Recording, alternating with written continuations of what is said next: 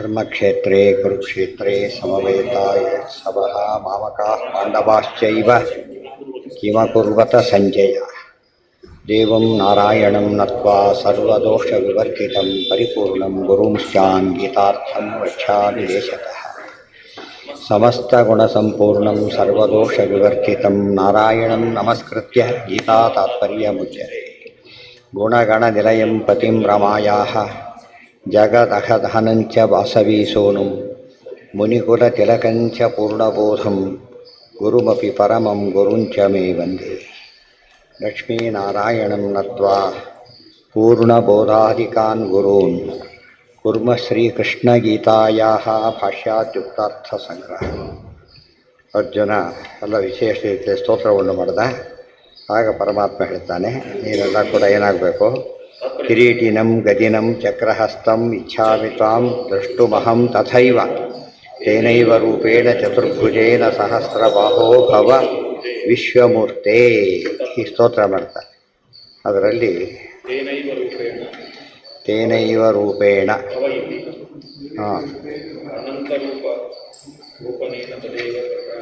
ತೇನೈವ ರೂಪೇಣ ಭವ ಇತಿ ಅನಂತರೂಪಗೋಪನೇನ ತದೇವ ಪ್ರಕಾಶಯ ಇತ್ಯರ್ಥ. ಈ ಅನಂತ ರೂಪವನ್ನು ಬಿಟ್ಬಿಟ್ಟು ಆ ಒಂದು ರೂಪ ತೋರಿಸ್ತಕ್ಕಂಥ ರೂಪೇಣ ಏಕವಚನ ತೋರಿಸುವಂತ ಪ್ರಾರ್ಥನೆ ಮಾಡ್ತಾ ಇದ್ದಾನೆ. ಪಂಚಾನನಂ ಚಿಂತ್ಯ ವಚಿಂತ್ಯ ರೂಪಂ ಪದ್ಮಾಸನಂ ಗೋಪಿತ ವಿಶ್ವರೂಪಂ ಇತಿ ಚ ಯಯಾಹ ಸಂಹಿತಾಯ. ಇದು ವಿಶೇಷ ಏನು ಅಂದರೆ, ಆ ರೂಪ ಬೇರೆ ಈ ರೂಪ ಬೇರೆ ಅಲ್ಲ, ಮತ್ತು ಎಲ್ಲ ರೂಪಗಳು ಪರಸ್ಪರ ಅಭೇದ ಎಂಬುದು ಬಹಳ ಮುಖ್ಯವಾದ ಅಂಶ ಅಂತ ಹೇಳ್ತಾರೆ. ಮತ್ತೆ ಇಲ್ಲಿಗ ಮಯಾ ಪ್ರಸನ್ನೇನ ತವ ಅರ್ಜುನೇದಂ ರೂಪಂ ಪರಂ ದರ್ಶಿತಮಾತ್ಮಯೋಗಾತ್ ತೇಜೋಮಯಂ ವಿಶ್ವಮನಂತಮದ್ಯಂ ಯನ್ಮೇ ತ್ವದನ್ಯೇನ ನ ದೃಷ್ಟಪೂರ್ವಂ ನವೇ ಮಯಾ ಪ್ರಸನ್ನೇನ ತವ ಅರ್ಜುನ ಇದಂ ರೂಪಂ ಪರಂ ದರ್ಶಿತಂ ಆತ್ಮಯೋಗಾತ್ ತೇಜೋಮಯಂ ವಿಶ್ವಂ ಅನಂತಂ ಆದ್ಯಂ ಯತ್ ಮೇ ತ್ವದನ್ಯೇನ ನ ದೃಷ್ಟಪೂರ್ವಂ. ಅರ್ಜುನ, ಪ್ರಸನ್ನೇನ ಮಯ, ಪ್ರಸನ್ನನಾದ ನನ್ನಿಂದ, ಇದಂ ರೂಪಂ, ಈ ರೂಪವು ತೋರಿಸಲ್ಪಟ್ಟಿತು, ದರ್ಶಿತಂ ತೋರಿಸಲ್ಪಟ್ಟಿತು. ಮಯಾ ಪ್ರಸನ್ನೇನ, ಅದಕ್ಕೆ ದೇವರ ಅನುಗ್ರಹ ಬೇಕು ಅನ್ನೋದಕ್ಕೊಂದು ನಿದರ್ಶನ. ಬರೀ ಜ್ಞಾನದಿಂದ ಮೋಕ್ಷ ಅಲ್ಲ, ಭಗವತ್ ಪ್ರಸಾದದಿಂದ ಮೋಕ್ಷ. ಪ್ರಸನ್ನೇನ ತವ ಅರ್ಜುನ ಇದಂ ರೂಪಂ ಪರಂ, ಎಂಥ ರೂಪ ಇದು? ಪರಂ ಪೂರ್ಣಂ. ದರ್ಶಿತಂ ಆತ್ಮಯೋಗ, ದರ್ಶಿತಂ ಪ್ರದರ್ಶಿತಂ ಆತ್ಮಯೋಗಾತ್. ಯೋಗ ಅಂದರೆ ಸಾಮರ್ಥ್ಯ, ಸ್ವಸಾಮರ್ಥ್ಯದಿಂದ. ಬೇರೆ ಯಾರು ಹೇಳಿದ್ರು ಕೂಡ ದೇವರ ಅನುಗ್ರಹದಿಂದ ಅಂತ ಹೇಳಬೇಕು. ದೇವರು ಮಾತ್ರ ಆತ್ಮಯೋಗ, ಬೇರೆ ಯಾರು ಸ್ವತಂತ್ರ. ಆದ್ದರಿಂದ ನಾನೇ ತೋರಿಸಿದ್ದೇನೆ ಹೊರತು ಬೇರೆ ಅನುಗ್ರಹದಿಂದ ಅಲ್ಲ. ಎಲ್ಲೂ ಕೂಡ ಮೂಲ ರೂಪಕ್ಕೂ ಅವತಾರ ರೂಪಕ್ಕೂ ಭೇದ ಇಲ್ಲ ಅಂತ ಹೇಳೋದು ಒಂದು ಕಾರಣ. ಯಾವ ಕಾಲಕ್ಕೂ ದೇವರು ಏನು ಮಾಡಿ ತಂದೆ ರೂಪವನ್ನು ಪೂಜೆ ಮಾಡಿಲ್ಲ, ಗೊತ್ತಾಯ್ತಾ? ಎರಡನೇದಾಗಿ ಇನ್ನೊಂದೇನು ಮಾಡಿಲ್ಲ, ನಾವು ಅನುಗ್ರಹದಿಂದ ಮಾಡ್ತೀನಿ ಅಂತ ಯಾರು ಯಾವ ಕಾಲಕ್ಕೂ ಹೇಳೋದಿಲ್ಲ. ಇವೆಲ್ಲ ಅರ್ಥ ಮಾಡಿಕೊಂಡ್ರೆ ಮೂಲ ರೂಪಕ್ಕೂ ಅವತಾರ ರೂಪಕ್ಕೂ ಯಾವ ವ್ಯತ್ಯಾಸವೂ ಇಲ್ಲ ಅನ್ನೋ ಸ್ಪಷ್ಟ ಆಗುತ್ತೆ. ದೃಷ್ಟಪೂರ್ವ ನವೇದ ಯಜ್ಞ ತೇಜೋಮಯಂ, ಯಥ ರೂಪ ಇದು ತೇಜೋಮಯಂ, ತೇಜೋ ತುಂಬಿರತಕ್ಕಂಥ ಆನಂದಮಯ ಇದ್ದಾಗ ತೇಜೋಮಯ. ವಿಶ್ವಂ ಅನಂತಂ ಆದ್ಯಂ, ವಿಶ್ವಂ ವಿಶ್ವರೂಪಂ, ಅನಂತಂ ಕೊನೆಯಲ್ಲದ್ದು, ಆದ್ಯಂ ಯಾವ ಕಾಲಕ್ಕೂ ಇರತಕ್ಕಂಥದ್ದು. ಯನ್ಮೇ ತ್ವದನ್ನೇನ ನ ದೃಷ್ಟಪೂರ್ವಂ, ಅದು ನಿನ್ನ ಹೊರತು ಬೇರೆ ಯಾರೂ ಇಂಥ ರೂಪವನ್ನು ಕಂಡಿಲ್ಲ. ಮೇಲಿನವರು ಹೆಚ್ಚು ಕಂಡಿದ್ದಾರೆ, ಕೆಳಗಿನವರು ಕಂಡಿಲ್ಲ. ಮೇಲಿನವರು ಕಂಡಿಲ್ಲ ಅಂತ ಅರ್ಥ ಅಲ್ಲ ಅದಕ್ಕೆ. ನಿನ್ನ ಕಕ್ಷೆಯಲ್ಲಿ ನಿಂದವ್ರು ಯಾರೂ ಕಂಡಿಲ್ಲ. ಭಾರಿ ವಿಶೇಷ ಅಂಶ ಅಂತೇಳಿ ತಿಳಿಸಿದರು. ಎಲ್ಲರಿಗೂ ರೂಪ ತೋರಿಸ್ತಕ್ಕಂಥ ರೂಪ ಅಲ್ಲ ಇದು. ಯಾರು ಅಲ್ಲ, ಇಂಥದ್ದು ಈ ರೀತಿ ಸ್ಪಷ್ಟವಾಗಿ ಅಂತ ಅರ್ಥ. ಎಲ್ಲ ರೂಪನೂ ಒಂದೇನೇ, ರೂಪಕ್ಕೆ ಭೇದ ಇಲ್ಲ, ಯೋಗ್ಯತೆ ತಕ್ಕಂತೆ. ನಿನ್ನಷ್ಟು ನೋಡಿಲ್ಲ ಅಂದ್ರೆ ಅರ್ಥ ಏನು? ಹೆಚ್ಚು ನೋಡಿದವರಿದ್ದಾರೆ ಉತ್ತಮರು, ಕಡಿಮೆ ನೋಡಿದ್ದಾರೆ ಹೊರತು ನೀನೇ ಸಾಟಿ ಅಷ್ಟೇ ಹೊರತು ಬೇರೆ ರೀತಿ ಅರ್ಥ ಮಾಡಬಾರ್ದು ಅದಕ್ಕೆ. ಯಶೋದೆ ಕಂಡಿದ್ದು ವಿಶ್ವರೂಪನೇ, ಆದರೆ ಕಂಡಿದ್ದಾಕೆ ಯೋಗ್ಯತೆ ತಕ್ಕಂತೆ ಹೇಳಿಲ್ಲ. ದೂರ ಕೂತು ನೋಡೋದಕ್ಕೂ, ಹತ್ತಿರ ನೋಡೋದಕ್ಕೂ, ಬ್ಲ್ಯಾಕ್ ಆ್ಯಂಡ್ ವೈಟ್ ನೋಡೋದಕ್ಕೂ, ಕಲರ್ ನೋಡೋದಕ್ಕೂ ಎಷ್ಟು ಡಿಫ್ರೆನ್ಸ್ ಇದೆ. ಅರ್ಜುನನ ಕಕ್ಷೆಯಲ್ಲಿ ನಿನ್ನಂತ ಇದರಲ್ಲಿ ಯಾರು ನೋಡಿಲ್ಲ ಆ ರೀತಿ, ಇಷ್ಟೇ. ಅವರಷ್ಟೇ, ಅವ್ರ ಕ್ಲಾರಿಟಿ ಕಡಿಮೆ ಇರುತ್ತೆ, ನಿನ್ನ ಕ್ಲಾರಿಟಿ ಹೆಚ್ಚಿದೆ, ಬೇರೆ ಇನ್ನೂ ಹೆಚ್ಚಿರುತ್ತೆ. ನಿನ್ನ ಅದಕ್ಕೆ ಸರ್ವವಿದ್ಯಾ ಪ್ರವೀಣವನ್ನು ರಾಘವೇಂದ್ರ ಅನ್ನ ವಿದ್ಯತೆ ಅಂತ ಹೇಳಿದಾಗ ಮೇಲಿನವರೆಲ್ಲ ಬಿಟ್ಟುಬಿಡಬೇಕು, ಕಡಿಮೆ ಯಾರೂ ಬಂದಿಲ್ಲ. ಅದು ಬಹಳ ಮುಖ್ಯವಾದ ಅಂಶ. ಆಗಿನ ಕಾಲಕ್ಕೆ ಅವರು ಇದು ಅರ್ಥ ಮಾಡಿಕೊಂಡ್ರೆ ಸಮಸ್ಯೆ ಬರೋದೇ ಇಲ್ಲ. ಹಾಂ, first rank every year first rank ಬರ್ತಾರಲ್ಲ ಹಾಗೆ. ಯಾವ ಕಾಲಕ್ಕೂ ಅದು ಫಾರ್ ಆಲ್ ಟೈಮ್ ಅಂತ ಹೇಳಿಬಿಟ್ರೆ ಏನಾಯ್ತಾಗ ಇನ್ನೊಬ್ರು ಹೊರಗೆ ಸಾಧ್ಯ ಇಲ್ಲ ಆ ರೀತಿ. ನ ವೇದ ಯಜ್ಞಾಧ್ಯಯನೈರ್ನ ದಾನೈ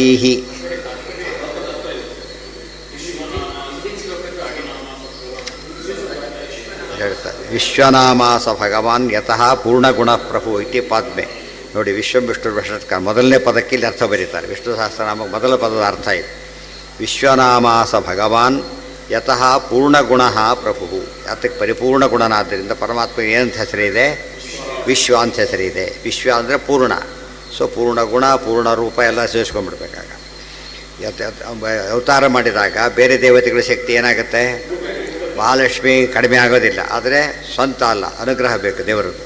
ವಾಯುದೇವರಿಗೆ ಇಚ್ಛಾ ವ್ಯಕ್ತಿ, ಉಳಿದವ್ರಿಗೆ ಪೂರ್ಣ ಆಗೋದೇ ಇಲ್ಲ. ಮಾಡಿಕೊಂಡ್ರೆ ಅದು ಪುಣ್ಯ ಕಡಿಮೆ ಆಗುತ್ತೆ ಅವರಿಗೆ. ಬಲರಾಮ ದೇವರು ಸ್ವೀಕಾರ ಮಾಡಿದರು, ಪುಣ್ಯ ಕಡಿಮೆ ಆಯಿತು. ಲಕ್ಷ್ಮಣ ಸ್ವೀಕಾರ ಮಾಡಿದ, ಪುಣ್ಯ ಕಡಿಮೆ ಆಯಿತು. ಆದರೆ ದೇವರು ಮಾತ್ರ ನೋ ಚೇಂಜ್. ವಿಶ್ವನಾಮಾಸ ಭಗವಾನ್ ಯತಃ ಪೂರ್ಣಗುಣ ಪ್ರಭು ಇತಿ ಪಾದ್ಮೆ. ಇಲ್ಲೂ ಕೂಡ ಸ್ತೋತ್ರ ಮಾಡಾಗ ವಿಶ್ವ ಅಂತಲೇ ಸ್ತೋತ್ರ ಮಾಡ್ತಾನೆ ಹೊರತು ನಿನ್ನ ಮೂಲ ರೂಪ ವಿಶ್ವ ಅಂತ ಹೇಳೋದಿಲ್ಲ. ನೀನೇ ವಿಶ್ವ. ವಿಶ್ವನಾಮಾಸ ಭಗವಾನ್ ಯತಃ ಪೂರ್ಣಗುಣ ಪ್ರಭು ಇತಿ ಪಾದ್ಮೆ. ತ್ವದನ್ನೇನ ನ ದೃಷ್ಟಪೂರ್ವಂ ಇತ್ಯನೇನ ತೇನೈವ ಇಂದ್ರ ಶರೀರೇಣ ದೃಷ್ಟಮಿತಿ ಜ್ಞಾಯತೆ. ನೀನು ಇಂದ್ರ ರೂಪದಲ್ಲಿ ನೋಡಿದ್ದಿ, ಅವತಾರ ರೂಪದಲ್ಲಿ ಇದೇ ಟೈಮ್ ನೋಡ್ತಿರೋದು. ವಾಲಿ ಮೊದಲಾದ ರೂಪಗಳಲ್ಲಿ ಕಂಡಿಲ್ಲ ಅಂತೂ ಅರ್ಥ. ವಾಲಿ ಮೊದಲಾದ ರೂಪಗಳಲ್ಲಿ ವಿಶ್ವರೂಪ ಕಂಡಿಲ್ಲ, ಈ ರೂಪದಲ್ಲಿ ಕಾಣ್ತಾ ಇದ್ದಿ. ಇಂದ್ರ ಮೂಲ ರೂಪದಲ್ಲೂ ಕಂಡಿದ್ದಿ.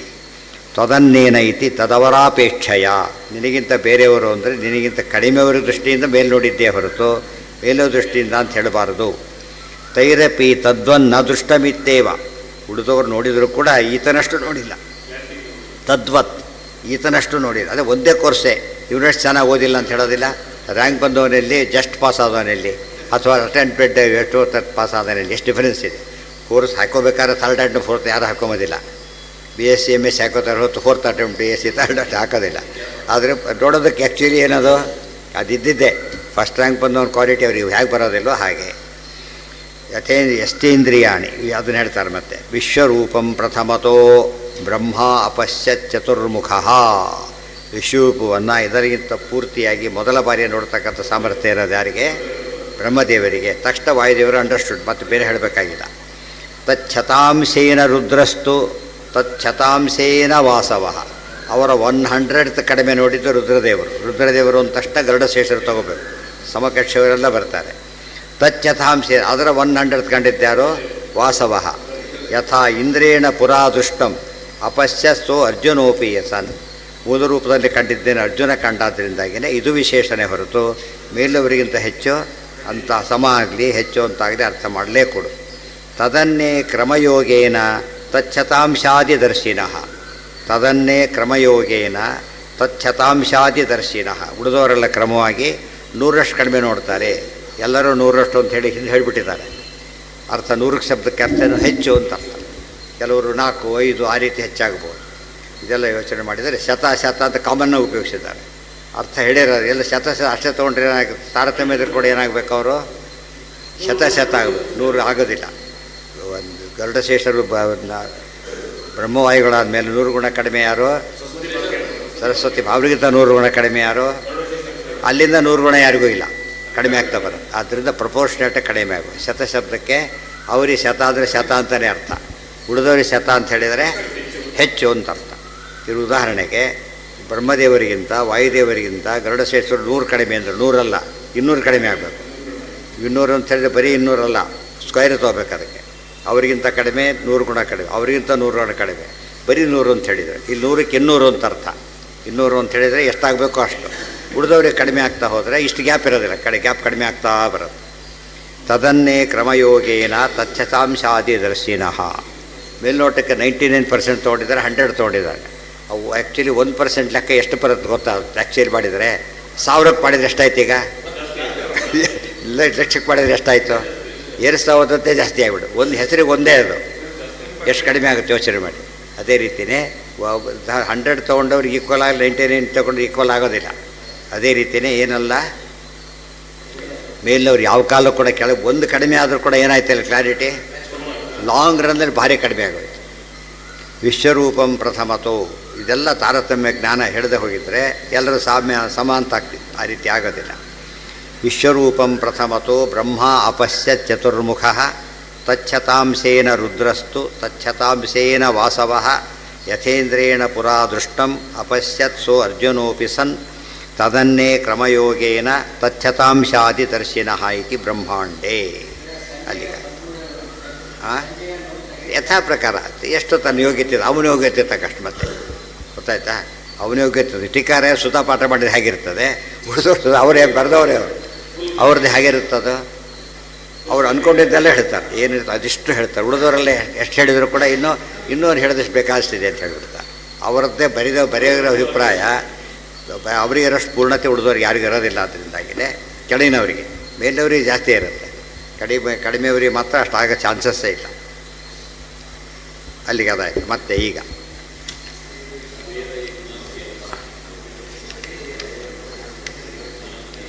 ನವೇದ ಯಜ್ಞಾಧ್ಯಯನೈ ನ ದಾನೈ ನ ಚ ಕ್ರಿಯಾಭಿ ನ ತಪೋಭಿರುಗ್ರೈ ಏವಂ ರೂಪ ಶಕ್ಯ ಅಹಂ ನೃಲೋಕೆ ದ್ರಷ್ಟುಂ ತ್ವದನ್ನೇನ ಕುರು ಪ್ರವೀರ. ನ ವೇದಯಜ್ಞಾಧ್ಯಯನೈ ನ ದಾನೈ ನ ಚ ಕ್ರಿಯಾಭಿ ನ ತಪೋಭಿ ಉಗ್ರೈ ಏವಂ ರೂಪ ಶಕ್ಯ ಅಹಂ ನೃಲೋಕೆ ದ್ರಷ್ಟುಂ ತ್ವದನ್ಯೇನ ಕುರು ಪ್ರವೀರ. ಏನು ವಿವರಿಸಿದ್ದೇನಲ್ಲ ಇಂಥ ರೂಪ ನೋಡಲಿಕ್ಕೆ ವೇದ ಯಜ್ಞ ಅಧ್ಯಯನ, ವೇದಾಧ್ಯಯನ ಯಜ್ಞ ಮಾಡೋದು, ಉಳಿದ ಶಾಸ್ತ್ರಗಳ ಅಧ್ಯಯನ ಎಷ್ಟು ಮಾಡಿದರೂ ಕೂಡ ಇಂಥ ರೂಪ ಕಾಣೋದಿಲ್ಲ. ನಾ ದಾನೈಹಿ, ಎಷ್ಟೇ ದಾನ ಕೊಟ್ಟರೂ ಕೂಡ ಈ ರೂಪ ಕಾಣೋದಿಲ್ಲ. ನ ಚ ಕ್ರಿಯಾಭಿ, ದಾನ ಶಬ್ದ ಉಪಲಕ್ಷಕ, ದಾನ ತೀರ್ಥ ತಪೋ ಯಜ್ಞ ಪೂರ ಅವೆಲ್ಲ ಸೇರ್ಕೊಂಡೋಯ್ತು. ನ ಚ ಕ್ರಿಯಾಭಿ, ಎಷ್ಟೆಂಥ ಕರ್ಮ ಮಾಡಿದರೂ ಕಾಣೋದಿಲ್ಲ. ನ ತಪೋಭಿರುಗ್ರೈ, ಎಷ್ಟು ಉಗ್ರವಾದ ತೀವ್ರೈ ಪಯೋರಥಮುಖೈ ವಿವಿಧೈರ್ವತಾಗ್ರಹಿ ಬಂತಲ್ಲ ಮಧ್ವದೊಳಗೆ, ಹಾಗೆ ಎಷ್ಟು ಉಗ್ರ ತಪಸ್ಸು ಮಾಡಿದರೂ ಕೂಡ ಸಾಧ್ಯ ಇಲ್ಲ. ಏಮಂ ರೂಪ, ಈಗಿರತಕ್ಕಂಥ ನಾನು ನೃಲೋಕೆ ಮನುಷ್ಯ ಲೋಕದೊಳಗೆ ಏವಂ ದ್ರಷ್ಟುಂ ನ ಶಕ್ಯ, ಈ ರೀತಿ ನಾನು ಕಾಣಲಿಕ್ಕೆ ಸಾಧ್ಯ ಇಲ್ಲ. ತ್ವದನ್ನೇನ ಕುರು ಪ್ರವೀರ, ನೀನೇನು ನೋಡಿದೆಯಲ್ಲ ಈ ಕ್ವಾಲಿಟಿ ನಿಂದೆ. ಕೆಳಗಿನವರಿಗೆ ಏನು ಮಾಡೋದು ಸಾಧ್ಯ ಇಲ್ಲ ಅಂತ ಅರ್ಥ. ವೆರಿ ಇಂಪಾರ್ಟೆಂಟ್ ಇದು. ಉಳಿದವರು ಎಷ್ಟೇ ಕಡಿಮೆಯವರು ಎಷ್ಟೇ ಸಾಧನೆ ಮಾಡಿದರೂ ಕೂಡ ಇಂದ್ರದೇವರಿದ್ದಾರೆ. ಎಷ್ಟು ಕೋಟಿ ಕೋಟಿ ವರ್ಷ ತಪಸ್ಸು ಮಾಡಿದರೂ ಕೂಡ ಅವ್ರು ಯಾವ ಪದವಿ ಬರೋದಿಲ್ಲ, ವಾಯುದೇವ್ರ ಪದವಿಗೆಲ್ಲ ಮೇಲೆ ಇದಕ್ಕೆ ಬರೋದಿಲ್ಲ, ಗಣೇಶ್ವರ ಪದವಿಗೆ ಬರೋದಿಲ್ಲ. ಆದ್ದರಿಂದ ಅಲ್ಲಿ ಸ್ಟಾಪ್ ಅದು. ವೇದ ಯಜ್ಞ, ಇದರಿಂದ ಅರ್ಥ ಏನು ಅಂದರೆ ವೇದ ಯಜ್ಞಾದಿಗಳು ವೇಸ್ಟ್ ಅಂತ ಅರ್ಥ ಅಲ್ಲ, ಗೊತ್ತಾಯ್ತಾ. ಸಾರ್ಥಕನೇ, ಬಟ್ ಎರಡು ಬೇಕು. ಒಂದು ಯೋಗ್ಯತೆ ಬೇಕು, ಇನ್ನೊಂದು ಭಕ್ತಿ ಬೇಕು. ಯೋಗ್ಯತೆ ತಕ್ಕ ಭಕ್ತಿ ಬೇಕು, ಇಲ್ಲದವ್ರು ಏನಾಗೋದಿಲ್ಲ, ಕಾಣೋದಕ್ಕೆ ಸಾಧ್ಯ ಇಲ್ಲ. ತ್ವದನ್ನೇನ ಕುರು ಪ್ರವೀರ. ನೃಲೋಕೆ ಮನುಷ್ಯ ಲೋಕದಲ್ಲಿ ಇದ್ದು ನೋಡಿದೆಯಲ್ಲ, ಇದರ ವಿಶೇಷ ಇದು. ಹೌದು, ಅದು ದೇವ್ರ ರೂಪದಲ್ಲಿ ಏನು ವ್ಯತ್ಯಾಸ ಇಲ್ಲೇ ಇಲ್ಲ. ಯಾವ ಮಾತೆ ಇದೆಲ್ಲ ಯಾಕೆ ಹಿಂದವರು ವಿಶ್ವರೂಪ ನೋಡಿದ್ದಾರಲ್ಲ ಆ ಪ್ರಶ್ನೆಗೆ ಉತ್ತರ, ಮುಂದೆ ಉದಂಕ ಮುನಿ ನೋಡ್ತಾರಲ್ಲ ಅದಕ್ಕೂ ಉತ್ತರ. ನಿನ್ನ ಕ್ವಾಲಿಟಿ ನೋಡೋಕ್ಕೆ ಯಾರಿಗೂ ಆಗೋದಿಲ್ಲ ಅಂತ ಅರ್ಥ. ಮಾತೇ ವ್ಯಥ, ಕೆಳಗಿನವರಿಗೆ ಮಾತೇ ವ್ಯಥಾ ಏವಂ ರೂಪ ಶಕ್ಯ ವೇದ ವಿಶ್ವನಾಮ ತ್ವದನ್ನೇನ ನದೃಷ್ಟಪೂರ್ವ, ಅದೆಲ್ಲ ಆಯ್ತು. ನ ವೇದ ಯಜ್ಞಾಧ್ಯಯನೈ ನ ದಾನೈ ನ ಕ್ರಿಯಾಭಿ ಇತ್ಯಾದಿ. ಕೆಲವು ಸೇವಾಕರ್ತರಿರ್ತಾರಲ್ಲ, ಆ ಸೇವಾಕರ್ತರಿಗೆ ಮತ್ತೆ ಸೇವೆ ಮಾಡಿಸ್ಬೋದು, ಬೆನಿಫಿಟ್ ಇರುತ್ತೆ. ಕೆಲವು ಮಾತ್ರ ಏನು ಮಾಡಿ ಯಾವ ಸೇವೆ ಮಾಡಿದರೂ ಕೊಡೋದಿಲ್ಲ. ಯಾವ ಸೇವೆ ಮಾಡಿದ್ರು ಕೂಡ ದೇವರನ್ನೇ ಮುಟ್ಟಬೇಕು, ಅವೆಲ್ಲ ಅಂತ ಅದು ಮುಟ್ಟೋ ಸೇವೆ ಅಂತ ಒಂದು ಇಲ್ಲ, ಅದಕ್ಕಿಲ್ಲ. ನೋಡೋದ್ರಲ್ಲಿ ಇದರಲ್ಲಿ ವ್ಯತ್ಯಾಸ ಆಗ್ಬೋದು, ಆಸೆಗೆ ಯಾರಿಗೂ ಅವಕಾಶ ಇಲ್ಲ. ವೇದಾದಿಭಿರಪಿ ತದವರೇಣ ಏವಂ ದ್ರಷ್ಟುಂ ಅಶಕ್ಯಂ. ವೇದಾದಿಗಳಷ್ಟೇ ಅಧ್ಯಯನಾದಿಗಳನ್ನು ಮಾಡಿ ಏನೇ ಮಾಡಿದರೂ ಕೂಡ ತ್ವದವರೈಹಿ, ಅವರಾದರೆ ಕಡಿಮೆ, ತ್ವದವರೈಹಿ ನಿನಗಿಂತ ಕಡಿಮೆಯಾದವರಿಂದ ದ್ರಷ್ಟುಂ ಅಶಕ್ಯಂ. ಅಲ್ಲಿ ಏಕವಚನ ಉಪಯೋಗಿಸಿದ್ದಾರೆ, ಅಂದರೆ ಒಬ್ಬರು ನೋಡಲಿಕ್ಕೆ ಸಾಧ್ಯ ಇಲ್ಲ ಅಂತ ಅರ್ಥ. ಅನ್ಯಥಾ ದೃಷ್ಟಾದ್ಭುತಂ ರೂಪಂ ಇತ್ಯಾದಿ ವಿರೋಧ. ಇಷ್ಟು ಅದ್ಭುತ ಅಂತ ಕಂಡಿದ್ದು ಕೆಳಗಿನವರು ಅಷ್ಟೇ ರೀತಿ ನೋಡಿದರೆ ಈತ ನೋಡಿದ್ದು ಸ್ಪೆಷಾಲಿಟಿ ಬರಲಿಲ್ಲ. ಆಗ ಮಾತೇ ವ್ಯಥಾ ಏವಂ ಮಾತೇ ವ್ಯಥಾ ಮಾಚ ವಿಮೂಢ ಭಾವ ದೃಷ್ಟ್ವಾ ರೂಪಂ ಘೋರಮೇದೃಂ ಮಮೇದಂ ವಿಪೇತಭೀಃ ಪ್ರೀತಮನಃ ಪುನಸ್ತ್ವಂ ತದೇವ ಮೇ ರೂಪಮಿದಂ ಪ್ರಪಶ್ಯ. ಮಾತೇ ವ್ಯಥಾ ಮಾಚ ವಿಮೂಢ ಭಾವ ದೃಷ್ಟ್ವಾ ರೂಪಂ ಘೋರಂ ಈದೃಕ್ ಮಮ ಇದಂ ವಿಪೇತಭೀಃ ಪ್ರೀತಮನಾಃ ಪುನಃ ತ್ವಂ ತತ್ ಏವ ಮೇ ರೂಪಂ ಇದಂ ಪ್ರಪಶ್ಯ. ಆದ್ದರಿಂದ ತೇ ನಿನಗೆ ಮಾ ವ್ಯಥ, ವ್ಯಥೆ ಪಡೋದು ಬೇಡ. ಮಾಚ ವಿಮೂಢಭಾವ, ಮೂಢಭಾವನೂ ಬೇಡ. ದೃಷ್ಟ್ವಾ ರೂಪಂ ಘೋರ ಬೀದೃಂಗಮೇದಂ, ಇಂಥ ಘೋರವಾದ ಈ ರೂಪವನ್ನು ನೋಡಿದ ಮೇಲೆ ವ್ಯಥೆ ಪಡೋದಾಗಲಿ ಮೌಢ್ಯ ಹೊಂದೋದಾಗಲಿ ಸಾಧ್ಯ ಇಲ್ಲ, ಹೊಂದಕ್ಕೆ ಹೋಗಬೇಡ. ವ್ಯಪೇತಭೀಹಿ, ವ್ಯಪೇತಭೀಹಿ ಭಯ ಬಿಟ್ಟುಬಿಡು. ವಿ ಪ್ರೀತಮನಃ ಸಂತೋಷದಿಂದ ಇರು. ಪುನಸ್ತ್ವಂ ತದೇವ ಮೇ ರೂಪ ವಿಧಂ ಪ್ರಪಶ್ಯ. ಆ ರೂಪ ಮೊದಲಿನ ರೂಪ ನೋಡಬೇಕು ಅಂತ ಹೇಳಿದೆಯಲ್ಲ, ಅದನ್ನೇ ತೋರಿಸ್ತೇನೆ ನೋಡು ಅಂತ ಹೇಳಿದ. ಇಲ್ಲಿ ನೋಡಿ ಇಮ್ಮಿಡಿಯೇಟ್, ಮತ್ತೆ ಇಮ್ಮಿಡಿಯೇಟ್ ಆ ರೂಪ ವಿಶ್ವರೂಪನೂ ಇಮ್ಮಿಡಿಯೇಟಾಗಿ ತೋರಿಸ್ದ, ಇದು ಇಮ್ಮಿಡಿಯೇಟಾಗಿ ತೋರಿಸ್ದ. ಹೆಸರು ಜಾಸ್ತಿ ಇದು ಮಾಡ್ಬೇಕಾದ್ರೆ ಸೀನ್ ಚೇಂಜ್ ಮಾಡ್ಬೇಕು, ಎಷ್ಟೊತ್ತು ಬೇಕಾಗುತ್ತೆ ಚೇಂಜ್. ಅವನೇನು ಮೇಕಪ್ ತೆಗಿಬೇಕಾದ್ರೆ ಪಂಜಿತೆದ್ದು ಹೋಗ್ತಾರೆ, ಮತ್ತೊಂದು ಮೇಕಪ್ ಹಾಕೋಬೇಕಾದ್ರೆ ಭಾರಿ ಕಷ್ಟಪಡ್ತಾರೆ. ಇದು ಮೇಕಪ್ ಮಾಡಿಕೊಂಡ್ರು ಇಷ್ಟು ಫಾಸ್ಟಾಗಿ ತೋರ್ಸೋಕ್ಕಾಗಲ್ಲ. ಅದನ್ನು ನ್ಯಾಚುರಲ್ ರೂಪಗಳೇ ಹೊರತು ಪರಮಾತ್ಮನ ಯಾವ ರೂಪವೂ ಏನಲ್ಲ, ಮೇಕಪ್ ಮಾಡ್ಕೊಂಬ ರೂಪ ಅಲ್ಲ. ಅದು ಇದು ಅವಾಗ ಏನಂತ ಅಭೇದ, ಮೋಹಿನ ರೂಪ ಇದೆ. ತಕ್ಷಣ ಏನು ಮಾಡ್ದ ಅವನು, ರಾಹುನ ಚಕ್ರ ಪ್ರಯೋಗ ಮಾಡ್ದ. 3 ರೂಪವು ಚಕ್ರ ತೊಗೊಂಬರ್ತೀನಿ ಅಂತ ಹೋಗಲಿಲ್ಲ, ಗೊತ್ತಾಯ್ತಾ. ಸಡನ್ ಆ ರೂಪ ಮತ್ತೆ ಸಡನ್ ಚೇಂಜ್ ಮಾಡ್ದ, ಗ್ಯಾಪೇ ಇಲ್ಲ. ಇದೇನು ತೋರಿಸುತ್ತದು, ತನ್ನದೇ ವಸ್ತು ತಾನೇ ಚೇಂಜ್ ಮಾಡೋಕ್ಕಾದ್ರೂ ಟೈಮ್ ಬೇಕಾಗತ್ತೆ. ಅದಕ್ಕೊಂದು ಟೈಮ್ ಫಿಕ್ಸ್ ಮಾಡಿದವರು ತೊಗೊಳಕ್ಕಾಗೋದಿಲ್ಲ. ದೇವ್ರಿಗೆ ಎಷ್ಟೆಷ್ಟು ಗ್ಯಾಪ್ ಇಲ್ಲ. ಅಂದರೆ ರೂಪಗಳು ಎಷ್ಟೆಷ್ಟು ಭೇದ ಇಲ್ಲ ಅಂತ ಹೇಳಿದರೆ ಎಷ್ಟೆಷ್ಟು ಭೇದ ಇಲ್ಲ, ಅದನ್ನು ಹೇಳೋದಕ್ಕೋಸ್ಕರ ಇವೆಲ್ಲ ಕ್ಲಾರಿಟಿ ಬೇಕು. ಇತ್ಯರ್ಜುನಂ ಸಂಜಯ ಉವಾಚ, ಇದಿಷ್ಟು ಸಂಜಯ ಹೇಳ್ತಾ ಇದ್ದಾರೆ.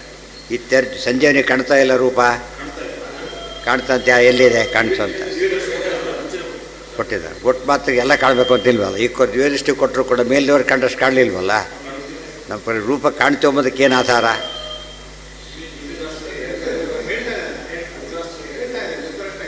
ಹೇಳ್ತಾ ಇದ್ದಾರೆ, ಕೊನೆಗೆ ಹೇಳ್ತಾರೆ.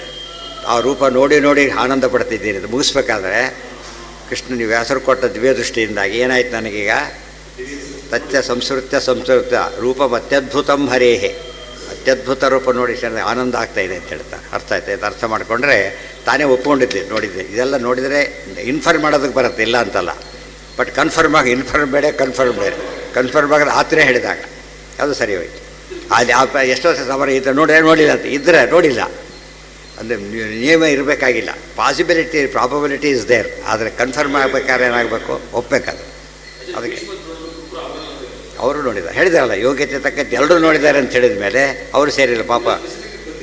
ಬಂತಾ ಇಲ್ಲ ಹಿಂದಾಗಲಿ, ನಿನ್ನೆ ಹೇಳಿದ್ರಲ್ಲ ಮೊನ್ನೆ, ಎಲ್ಲ ತ್ರಿಲೋಕಸ್ಥಿತ ಭಕ್ತರೆಲ್ಲ ನೋಡಿಬಿಟ್ರು ಅಂತ ಹೇಳಿದ್ದಾರೆ. ತ್ರಿಲೋಕಸ್ಥಿತ ಎಲ್ಲ ಭಕ್ತರು ನೋಡಿಬಿಟ್ಟಿದ್ದಾರೆ. ಮಾತೇ ಕೆಲವು ಮುಂದೆ ಕೂತ್ಕೊಂಡು ಪೂಜೆ ಮುಂದೆ ಕೂತ್ಕೊಂಡು ನೋಡೋರು ಬೇರೆ, ಎಲ್ಲೋ ಗುಂಪಿನಲ್ಲಿ ನೋಡೋದು ಬೇರೆ, ಮಾರ್ಕೆಟ್ ಒಂದು ಸರ್ತಿ ನೋಡ್ಕೊಂಡು ಹೋಗಿಬಿಡೋರು ಬೇರೆ, ತಾರತಮ್ಯ ಇದೆ. ಬಟ್ ಎಲ್ಲರೂ ನೋಡಿದ ಮಾತ್ರ ಏನಾಯಿತು, ತುಂಬ ರಶ್ ಇದ್ದಾಗ ಕ್ಯೂ ಮಾಡಿಬಿಡ್ತಾರೆ, ನೋಡ್ಕೊಂಡು ಹೋಗ್ತಿರ್ಬೇಕಂತ, ಕೂಡ್ಲಕ್ಕೆ ಬಿಡೋದಿಲ್ಲ. ಮುಂದೆ ಕೂತವ್ರು ಕೊನೆವರೆಗೂ ಕೂತೇ ಇರ್ತಾರೆ, ಅದು ಎದುರಲ್ಲಕ್ಕೂ ಜಾಗ ಇಲ್ದಾಗ ಕೂತಿರ್ತಾರೆ, ಅದು ಬೇರೆ. ಆ ದೃಷ್ಟಿಯಲ್ಲಿ ತಾರತಮ್ಯ ಇದೆ ಅನ್ನೋದನ್ನು ಒಪ್ಪಬೇಕು. ಸಂಜೆ ಒಂದೇ ಪುಸ್ತಕ ಎಲ್ಲರೂ ಓದಿದ್ರು ಒಂದೇ ರೀತಿ ಅರ್ಥ ಆಗೋದಿಲ್ಲ. ಅಕ್ಷರಗಳು ಕೂಡ ಅಷ್ಟೇ, ಕ್ಲಾರಿಟಿ ಪ್ರಕಾರ ಏನಾಗುತ್ತೆ, ದೊಡ್ಡ ದೊಡ್ಡ ಅಕ್ಷರ ಚಿಕ್ಕ ಅಕ್ಷರ ಓದಕ್ಕೆ ಬರೋದಿಲ್ಲ. ಎಲ್ಲ ಎಷ್ಟು ವ್ಯತ್ಯಾಸ ಇದೆ. 100% ಈಕ್ವಲ್ ಆಗಲಿಕ್ಕೆ ಸಾಧ್ಯನೇ ಇಲ್ಲ. ತಾರತಮ್ಯ ಅನ್ನೋದು ಎಲ್ಲ ಸ್ಟೇಜಲ್ಲೂ ಇದೆ. ಪ್ರತಿ ಊಟ ತಿಂಡಿ ಓಡಾಟ ನಡೆದ ಪ್ರತಿಯೊಂದರಲ್ಲೂ ಕೂಡ ಏನಿದೆ ತಾರತಮ್ಯ, ಸ್ವಲ್ಪ ತಾರತಮ್ಯ ಅಲ್ಲ, ಆಲ್ ರೆಸ್ಪೆಕ್ಟ್ಸ್ ತಾರತಮ್ಯ ಇದೆ. ಅದಕ್ಕೆ ಯುನೀಕ್ ಅಂತ ಕರೀತಾರೆ. ಪ್ರತಿಯೊಬ್ಬರು ಕೂಡ ಏನಾಗಿದ್ದಾರೆ, ಅವ್ರ ಮಟ್ಟಿಗೆ ಯುನೀಕೇ, ಗೊತ್ತಾಯ್ತಾ. ಮೇಲವ್ರು ತೊಗೊಳ್ಬೋದು, ಇಷ್ಟ ಇಲ್ಲ, ಕಡಿಮೆ ಆಗೋದಿಲ್ಲ. ಅಂಥವ್ರು ಸೆಟ್ ಬ್ಯಾಕ್ ಆಗಿರುತ್ತೆ, ಬೇರೆ ಇರೋದಿಲ್ಲ. ಇಷ್ಟಾದ್ರೂ ಇಂಡಿವಿಜುವಾಲಿಟಿ ವೇರಿ ಆಗೋದಿಲ್ಲ, ಒಂದು ಇದ್ದೇ ಇರುತ್ತೆ. ಅವರದ್ದೇ ತನ್ನತನ ಅಂತ ಕರಿತೇವಲ್ಲ, ತನ್ನತನ ಅಂಬೋದು ಏನಾಗೋದಿಲ್ಲ, ಚೇಂಜ್ ಆಗೋದೇ ಇಲ್ಲ. ವಿಪೇತ ಇದರಿಂದ ಆಚಾರ ಸಿದ್ಧಾಂತ ಏನು ಹೇಳಿದಾಗಾಯ್ತು ಅಂತ ಕೇಳಿದರೆ, ಯಾವ ಕಾಲಕ್ಕೂ ನಮ್ಮತನ ಬದಲಾಗೋದಿಲ್ಲ. ಒಂದು ಗಟ್ಟಿ ಆಯ್ತು ಅದರಿಂದ, ಅರ್ಥ ಆಯ್ತಾ. Very important. ಸ್ವಭಾವ ಬದಲಾಗೋದಿಲ್ಲ ಅಷ್ಟೇ ಅಲ್ಲ, ನನ್ನತನ ಇಂಡಿವಿಜುವಾಲಿಟಿ ಏನಿದೆ. ಬ್ರಹ್ಮವಾಯುಗಳು ಸಪರೇಟು, ಇಬ್ಬರು equal, all experts equal. Still ಏನದು, ಇಬ್ಬರು ಬೇರೆ ಬೇರೆನೇ, ಒಂದೇ ಜೀವ ಅಲ್ಲ, ಬೇರೆ ಜೀವರು. ಅದನ್ನು ಬದಲಾಯಿಸೋಕ್ಕೆ ಸಾಧ್ಯ ಇಲ್ಲ. ದೇವರು ಮಾಡೋದಿಲ್ಲ, ಉಳಿದವರಿಗೆ ಆಗೋದಿಲ್ಲ, ಅಲ್ಲಿ ನಿಂತೋಯ್ತು. ಇವರು ಕೂಡ ಹೇಳ್ತಾರೆ, ಎಲ್ಲರೂ ಒಪ್ಕೋತಾರೆ ಅದನ್ನು. ಯಾವುದೇ ಔಷಧಿ ಎಲ್ರಿಗೂ ಸೂಟ್ ಆಗಬೇಕು ಅಂತಿಲ್ಲ. ಅವರವ್ರಿಂದ ಒಬ್ಬರಿಗೆ ಅಲರ್ಜಿ ಆಗ್ಬೋದು, ಒಬ್ಬನಿಗೆ ವರ್ಕ್ ಮಾಡದೆ ಹೋಗ್ಬೋದು, ಒಬ್ಬರು ಸೈಡ್ ಎಫೆಕ್ಟ್ ಮೇನ್ ಎಫೆಕ್ಟ್ ನಿಲ್ಲೋ, ಬರೀ ಸೈಡ್ ಎಫೆಕ್ಟ್ ಆಗಿಬಿಡ್ಬೋದು, ಅರ್ಥ ಆಯ್ತಾ. ಏನು ಕೆಲವರಿಗೆ ಫುಲ್ಲು ಹೊರಗೆ ಆಗ್ಬೋದು. ಎಲ್ಲಿ ಏನು ತೋರಿಸೋದ್ಕೊಂಡು ಏನು ಹೇಳ್ತಾರೋ ಅವರು, ಮೆಡಿಕಲಿ ಶಾಸ್ತ್ರ ಗೊತ್ತಿಲ್ಲ ಅವರಿಗೆ. It varies from person to person ಅಂತ ಹೇಳ್ಬಿಡ್ತಾರೆ. ಅದೇ ಇದೆ ಆಚಾರ ಸಿದ್ಧಾಂತ. ಪ್ರತಿಯೊಂದು ಸಾಕ್ಷಿ ಯುನಿಕ್ ಆಗಿರೋದೇ ಸಾಕ್ಷಿ ಅದು.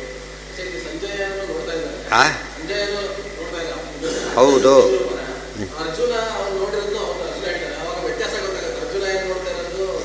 ನಮಗೆ ಗೊತ್ತಾಗಲ್ಲೇನಪ್ಪ, ಒಂದು ಪುಸ್ತಕ ನೋಡಿದ್ರೆ ಯಾರಿಗೆ ಅರ್ಥ ಆಯ್ತು, ಯಾರು ನಿಮಗೆ ಗೊತ್ತಾಗಲ್ಲ, ಇನ್ನೊಬ್ರು ಹೇಳಬೇಕು ಅದನ್ನು.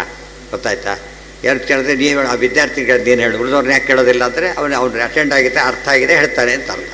ಉಳಿದವ್ರು ಕಾಂಪಿಟೆಂಟ್ ಅಲ್ಲ ಅದಕ್ಕೆ. ಯಾವುದೋ ಒಂದು ಮೆಡಿಕಲ್ ಲೆಕ್ಚರ್ ಕೇಳ್ತಾರೆ, ಡಾಕ್ಟರ್ ಆಗಿಬಿಡ್ತಾನೆ, ಸಾಧ್ಯ ಇಲ್ಲ. ಇಂಪಾಸಿಬಲ್. ನೋಟದಲ್ಲಿ ಊಟ ಕೂಡ ನೀವು ಎಷ್ಟೇ ಇರಲಿ ಮಾರ್ರೆ ನನಗೆ ಸಾಕು ಅಂತ ಹೇಳ್ತಾರೆ. ಎಷ್ಟೇ ಇರಲಿ ಏನೇ ನನಗಂತೂ ಬೇಡ, ಓದೋಯ್ತು ಅಷ್ಟೇ. ಇನ್ನೂ ಚೆನ್ನಾಗಿ ಇನ್ನೂ ಹೇಳ್ತಾನೆ ಇರ್ತಾನೆ. ವ್ಯತ್ಯಾಸ ಅದಷ್ಟೇ, ಏನು ಮಾಡೋಕ್ಕಾಗಲ್ಲ. ಕೆಲವರು ಆಸೆ ತಿನ್ನೋರು ಇರ್ತಾರೆ, ಕೆಲವರು ಇಷ್ಟಪಟ್ಟು ತಿನ್ನೋರು ಇರ್ತಾರೆ, ತಿಂದು ಜೀರ್ಣ ಮಾಡಿಕೊಡೋರು ಇರ್ತಾರೆ, ಕೆಲವರು ಇನ್ನೊಬ್ರು ತಿನ್ನಲ್ಲ ಅಂತ ಸಂಕಟಕ್ಕೆ ತಿಂದು ಒದ್ದಾಡೋರು ಇರ್ತಾರೆ. ಅವೆಲ್ಲ ನಿತ್ಯ ಕಾಣೋ ವಸ್ತುಗಳು, ಹೊಸ ವಿಷಯ ಏನಲ್ಲ ಅದು. 100% ಇಕ್ಕೊಲವನ್ನು ತಲೆಯನ್ನು ತೆಗೆದುಹಾಕಿಬಿಡ್ಬೇಕು. ಗೊತ್ತಾಯ್ತಾ? ವ್ಯಪೇತ ಅವರೇ ಹೇಳೋಕ್ಕಾಗಲ್ಲ. ಈಗ ಒಂದು ವಿಷಯ ಹೇಳಿರ್ತಾರೆ, ನೆಕ್ಸ್ಟ್ ಟೈಮ್ ಹೇಳಿದಾಗ ಆ ರೀತಿ ಬರೋದಿಲ್ಲ. ಬಾಯ್ಪಾಠ ಮಾಡಿದರೆ ಬರುತ್ತೆ ಅಷ್ಟೇ ಹೊರತು ಸುಮ್ಮನೆ ಹೇಳ್ದಕ್ಕೆ ಹೋದಾಗ ಎವ್ರಿ ಟೈಮ್ ಚೇಂಜ್ ಆಗ್ತಾಯಿರು. ಬರೀ ವರ್ಡಿಂಗ್ಸ್ ಅಲ್ಲ, ಹೇಳೋ ಕ್ಲಾರಿಟಿ ಕೂಡ ಚೇಂಜ್ ಆಗ್ತಾ ಹೋಗುತ್ತೆ. ಅಲಾಂಗ್ ವಿತ್ ಎಕ್ಸ್ಪೀರಿಯೆನ್ಸ್ ಎಲ್ಲ ಹೇಳ್ತಾ ಏನಾಗುತ್ತಾಗೋದು, ಮತ್ತು ಆ ಟೈಮು ಒಂದು ಸುಸ್ತಾದ ಮಾತಾಡ್ತಾರೆ, ಆವಾಗ ಕ್ವಾಲಿಟಿ ಬರೋದಿಲ್ಲ. ಫ್ರೆಶ್ ಆಗಿದ್ದ ಮಾತಾಡ್ತಾರೆ. ಬೆಳಿಗ್ಗೆ ಕೆಲವೆಲ್ಲ ವೇರಿ ಆಗ್ತಾ ಹೋಗೋದು. ಒಂದೇ ವ್ಯಕ್ತಿ ಯಾವಾಗಲೂ ಒಂದೇ ರೀತಿ ಮಾತಾಡೋಕ್ಕಾಗೋದಿಲ್ಲ. ಒಂದು ಮಾತು ಹೇಳಿ ಮತ್ತೆ ಇನ್ನೊಮ್ಮೆ ಹೇಳಿ ಅದೇ ವರ್ಡಿಂಗ್ಸ್ ಹೇಳೋದಿಲ್ಲ. ಮತ್ತೆ ಇಮ್ಮಿಡಿಯೇಟ್ ಹೇಳಬೇಕಾದ್ರೂ ಕೂಡ ವರ್ಡಿಂಗ್ಸ್ ಚೇಂಜ್ ಆಗಿಬಿಡುತ್ತೆ. ಆ ರೀತಿ 100% ಅದೇ ಟೋನು ಅದೇ ರೀತಿ ಇಟ್ಕೊಂಡು ಹೇಳೋದಕ್ಕೆ ಬರೋದೇ ಇಲ್ಲ.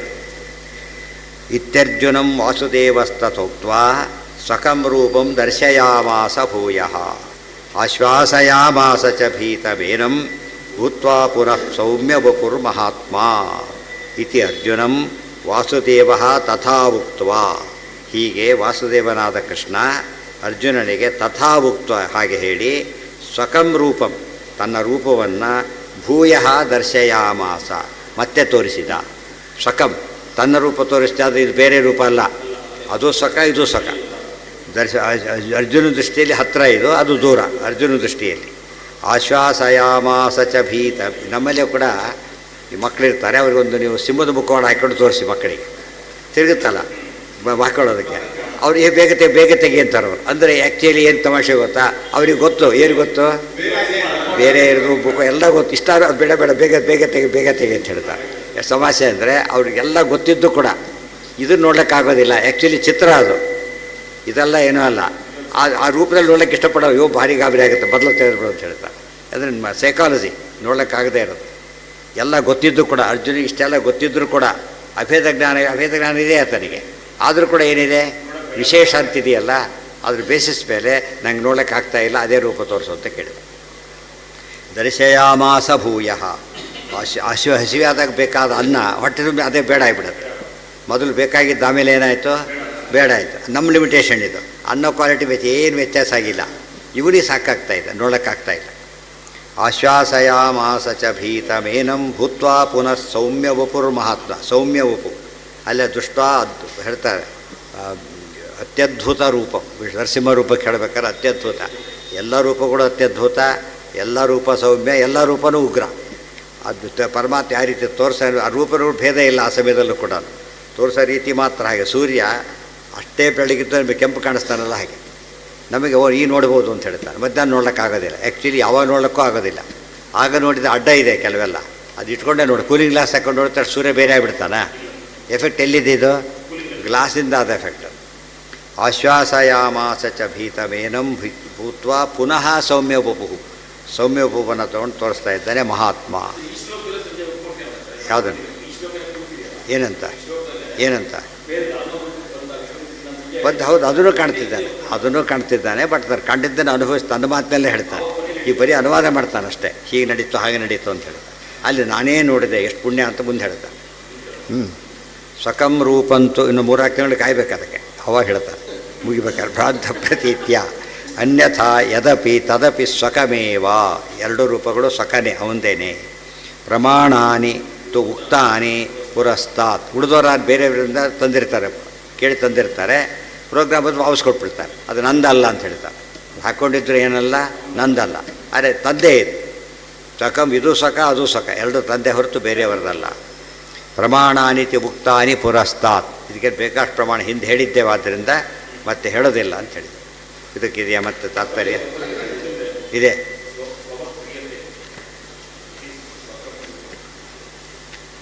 ಹಾಂ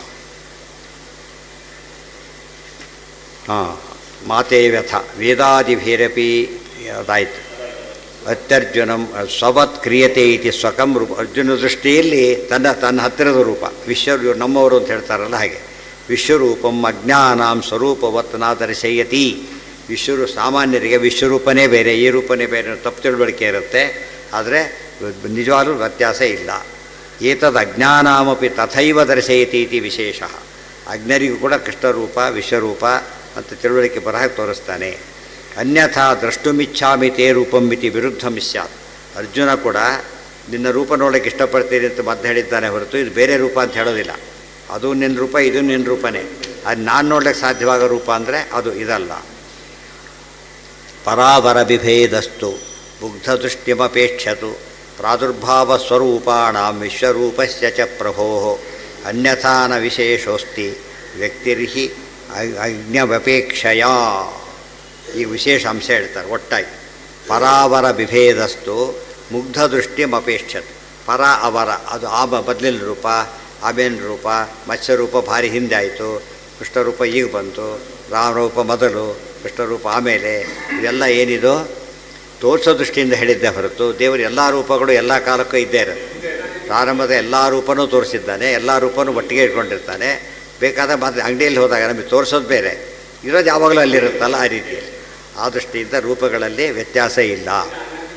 ಎಲ್ಲ ಅನಾದಿ ಮತ್ತು ನಿತ್ಯ ಸಮ, ಅಭೇದ. ಪ್ರಾದುರ್ಭಾವ ಸ್ವರೂಪಾಣಾಂ ಪರಾವರ ವಿಭೇದ.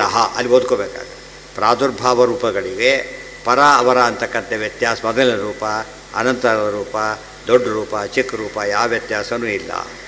ರೂಪಾಣಾಂ ವಿಶ್ವರೂಪಸ್ಯ ಅದೇ ರೀತಿಯೇ ವಿಶ್ವರೂಪಕ್ಕೂ ಈ ರೂಪಗಳಿಗೂ ಭೇದ ಇಲ್ಲ. ಅನ್ಯಥಾನ ವಿಶೇಷೋಸ್ತಿ ವ್ಯಕ್ತಿರ್ಹಿ ಅಜ್ಞಾಪೇಕ್ಷಯ.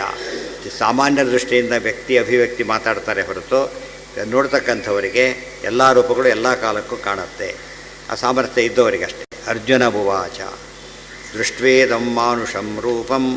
ಈಗ ದೃಷ್ಟ್ವೇದಂ ಮಾನುಷಂ ರೂಪಂ ತವ ಸೌಮ್ಯಂ ಜನಾರ್ದನ ತದಿದಾನೀಮಸ್ಮಿ ಸಂವೃತ್ತಃ ಸಚೇತಃ ಪ್ರಕೃತಿಂಗತಃ.